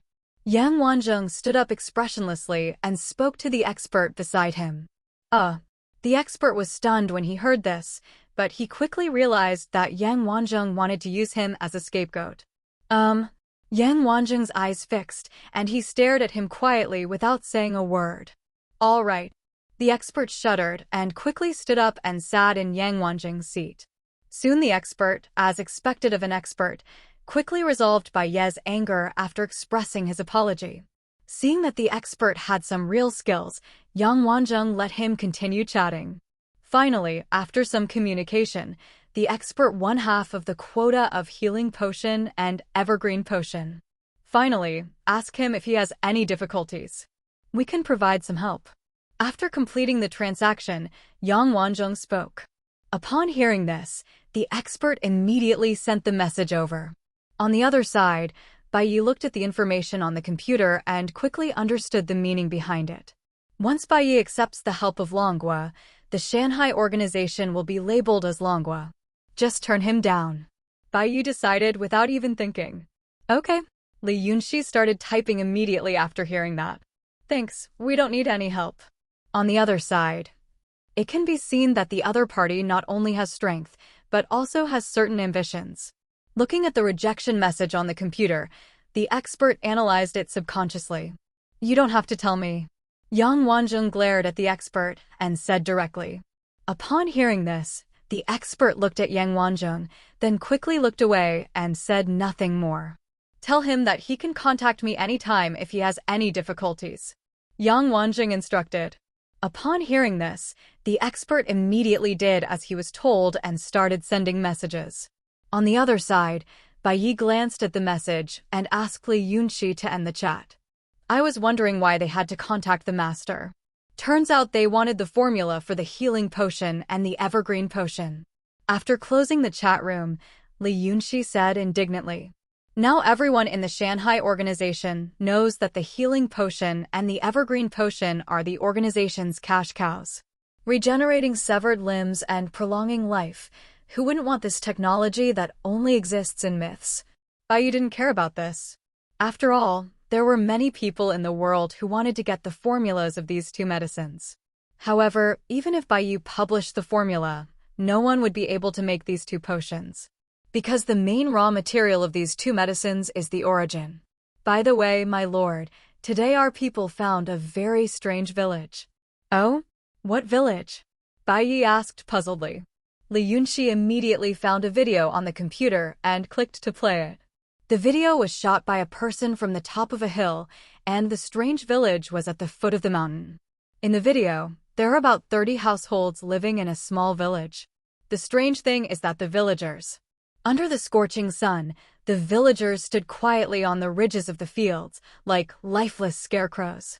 Then, Li Yunxi clicked on the next video. It was still the same village, still the same place, but it was already dusk. In the video, when the sun sets, the villagers who look like scarecrows seem to come alive. Like zombies, they all walked towards a house in the center of the village. After arriving at the house, all the villagers lined up in an orderly manner and entered the house one by one. After a while, when the person who went in came out, the next person went in. After the video, there are a few photos. The photo shows a middle-aged man captured with a closer view. The man's eyes were dull and lifeless, his face was as pale as paper, and on his forehead was a purple crystal. The next few photos are of other villagers, and these villagers are very similar. Their eyes were dull and lifeless, their faces were as pale as paper, and they all had a purple crystal on their foreheads. It's obvious that the villagers' strange behavior is related to the purple crystals on their foreheads. What do you think? After watching the video and photos, Bai Ye asked Li Yunxi thoughtfully. Monster. And it's most likely in the house in the center of the village. Li Yunxi said decisively. I'm asking what you think of this monster's abilities? Bai Ye added. Ability. Li Yunxi pondered for a moment and said, from the perspective of those villagers, it should be related to consciousness control. But judging from its behavior of hiding in the house, its fighting ability should not be very good. Of course, this is just my guess. Similar to Li Yunxi's idea, Bai Ye also believed that the ability of the monster hiding in the house should be related to consciousness control. But Bai Ye suspected that this monster had some kind of flaw, as it had been hiding in the house and not coming out. Or maybe it is to accomplish a purpose. Master, do you want to send someone to take a look? Li Yunxi asked after thinking for a while. No need. Since it has been staying in the house and not coming out, isn't that an obvious coordinate? Bai Ye said with a chuckle. Li Yunxi was stunned when he heard this, but soon he thought of something and put on a relaxed smile. I understand, my lord. I will notify the White Tiger tribe to send someone to deal with it tomorrow. Well, tell them not to save ammunition. People are more important than money. Bai Ye nodded and reminded. Okay, I'll remind them. Li Yunxi nodded and responded with a smile. By the way, compile a copy of the detailed information of the space monster from Tianzu country and send it to me when the time comes. Before leaving, Bai Ye said to Li Yunxi. Understood. My lord, take care. Dagong village is a small village located in a valley. When the sun just rose in the early morning, the villagers walked out of their homes mechanically. Greeting the first ray of sunshine in the morning, I slowly came to the empty field. If they had not come to the fields, these people would have faced the sun without moving, like living dead. This may all seem quite ordinary. On the hillside to the left of Dagong village, a group of mysterious people wearing white tiger masks were looking down at the village below. Captain, when do we start? A team member came up to Lin Feng and asked. Lin Feng stared straight at the house in the center of the village below and was silent for a moment. Get ready to act. Following Lin Feng's order, the surrounding team members quickly took out weapons from the weapon boxes behind them. There are heavy firepower weapons such as howitzers and RPGs. Soon the weapons were equipped, and as Lin Feng raised his hand and suddenly dropped it, shells flew rapidly towards the house in the center of the village. As if sensing the danger, before the shells arrived, the villagers who were originally standing motionless on the ridge of the field raised their heads and looked at the sky at the same time. When the villagers saw the artillery shells flying by, they ran towards the center of the village as if they were risking their lives. But how could a human run faster than a cannonball? Before the villagers could run far, one artillery shell after another landed accurately on the houses in the center of the village. Bang! Bang! Bang! Immediately afterwards, a series of explosions rang out, and the houses in the center of the village were instantly engulfed in flames and smoke. At the same time, all the villagers who were running suddenly sped up, and some even started crawling on all fours after falling down. It was as if there was something ahead that was more important than their lives. Keep bombing. Fire all the shells you brought. Lin Feng looked at the villagers still running below, his eyes fixed, and he gave the order again. Before setting off, the Suzaku tribe sent Lin Feng detailed information about the village. One of the things is that these villagers are controlled by monsters. If the monsters die, these villagers may die as well. And now these villagers are running faster than each other, which means that the monster is still alive. But what about the people down there? At this time, a team member looked at the villagers below who were getting closer and closer to the center of the village and said hesitantly, People? Where did they come from? Lin Feng's eyes narrowed when he heard this, and he looked at the team member who spoke and asked back in a cold voice. Facing Lin Feng's cold question and the gazes of his teammates, the player who spoke out suddenly felt a chill in his heart. He quickly said, "Sorry, Captain. I was mistaken. There are only monsters down there." After saying that, he quickly raised the loaded rocket launcher in his hand, aimed at the house below, and fired decisively. In the following time, artillery shells were fired one after another as if they were free, carpet bombing the houses in the center of the village. The villagers seemed to have seen nothing and rushed towards the center of the explosion one after another. Only when the last shell exploded in the billowing smoke did Lin Feng's team put down the hot cannon barrels in their hands. He should be dead now. Looking at the scorched earth below, a team member swallowed subconsciously and said, "Who knows? According to the people of the Azure Dragon tribe, these monsters are not carbon-based creatures, so it's hard to say for sure. If he's still alive, I think the people in the Qinglong tribe will be very happy." Why? Excellent research material. After a while, when the flames below gradually died down, Lin Feng led everyone down the mountain. After arriving at the center of the village smoothly, Lin Feng asked everyone to disperse and start looking for the monster's body. At this time, the 3-story building had become a ruin. There were many fragments of people and black shrapnel scattered around. Under Lin Feng's command, several team members changed their forms and began to dig the ruins with their bare hands. A dozen team members stood aside, watching the actions of the few people with full readiness. Soon, as the ruins were gradually uncovered, a purple light shone from the ruins. "Captain, something's happening here." Seeing this, the excavation team members shouted loudly. Hearing this, Lin Feng walked over quickly and looked in the direction the excavator pointed. Sure enough, in the cracks of the ruins, Lin Feng saw a hint of crystal purple, which looked like a piece of purple crystal. "Keep digging." Seeing this, Lin Feng instructed the team members beside him. Soon, as the construction debris was dug away bit by bit, a purple crystal as big as a car was revealed. This purple crystal is crystal clear, as if it were created naturally. Under the sunlight, it emits a noble and charming light. What a nice view. I really want it. It would be great if this were mine. When the players around them looked at the purple crystal, their eyes started to blur. His lips moved slightly as he kept muttering something, and he began to unconsciously approach the purple crystal. Lin Feng and the excavation team members who were closest to him were not spared either. Since the excavation team was closest to the purple crystal, he was the first person to approach the purple crystal. When the excavation team slowly walked to the purple crystal began to change like liquid. Soon a strange insect made of purple crystal appeared in the place of the purple crystal.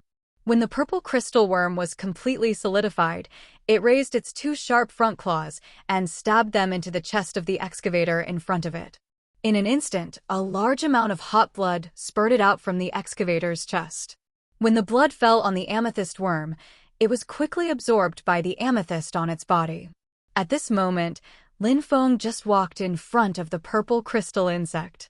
Just as the purple crystal worm was about to stab its other front claw into Lin Feng's chest, a drop of blood splashed into Lin Feng's eyes.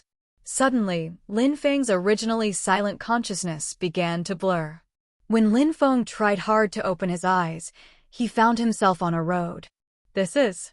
Lin Feng looked at the familiar road in front of him, and memories buried deep in his mind began to surge into his mind. As memories came back to him bit by bit, Lin Feng quickly turned around and looked at the road behind him. Sure enough, under a tilted street lamp, a car with a dented front was emitting thick smoke. At this moment, Lin Feng felt his body trembling slightly. He wanted to go forward to confirm, but was afraid to do so. Just as Lin Feng was hesitating, a familiar figure began to slowly approach the car. That's it. Lin Feng will never forget this figure. It was it that suddenly attacked his vehicle and destroyed everything he had. Looking at the movements of the monster in front of him, Lin Feng understood what it wanted to do. I won't allow this to happen again in front of me.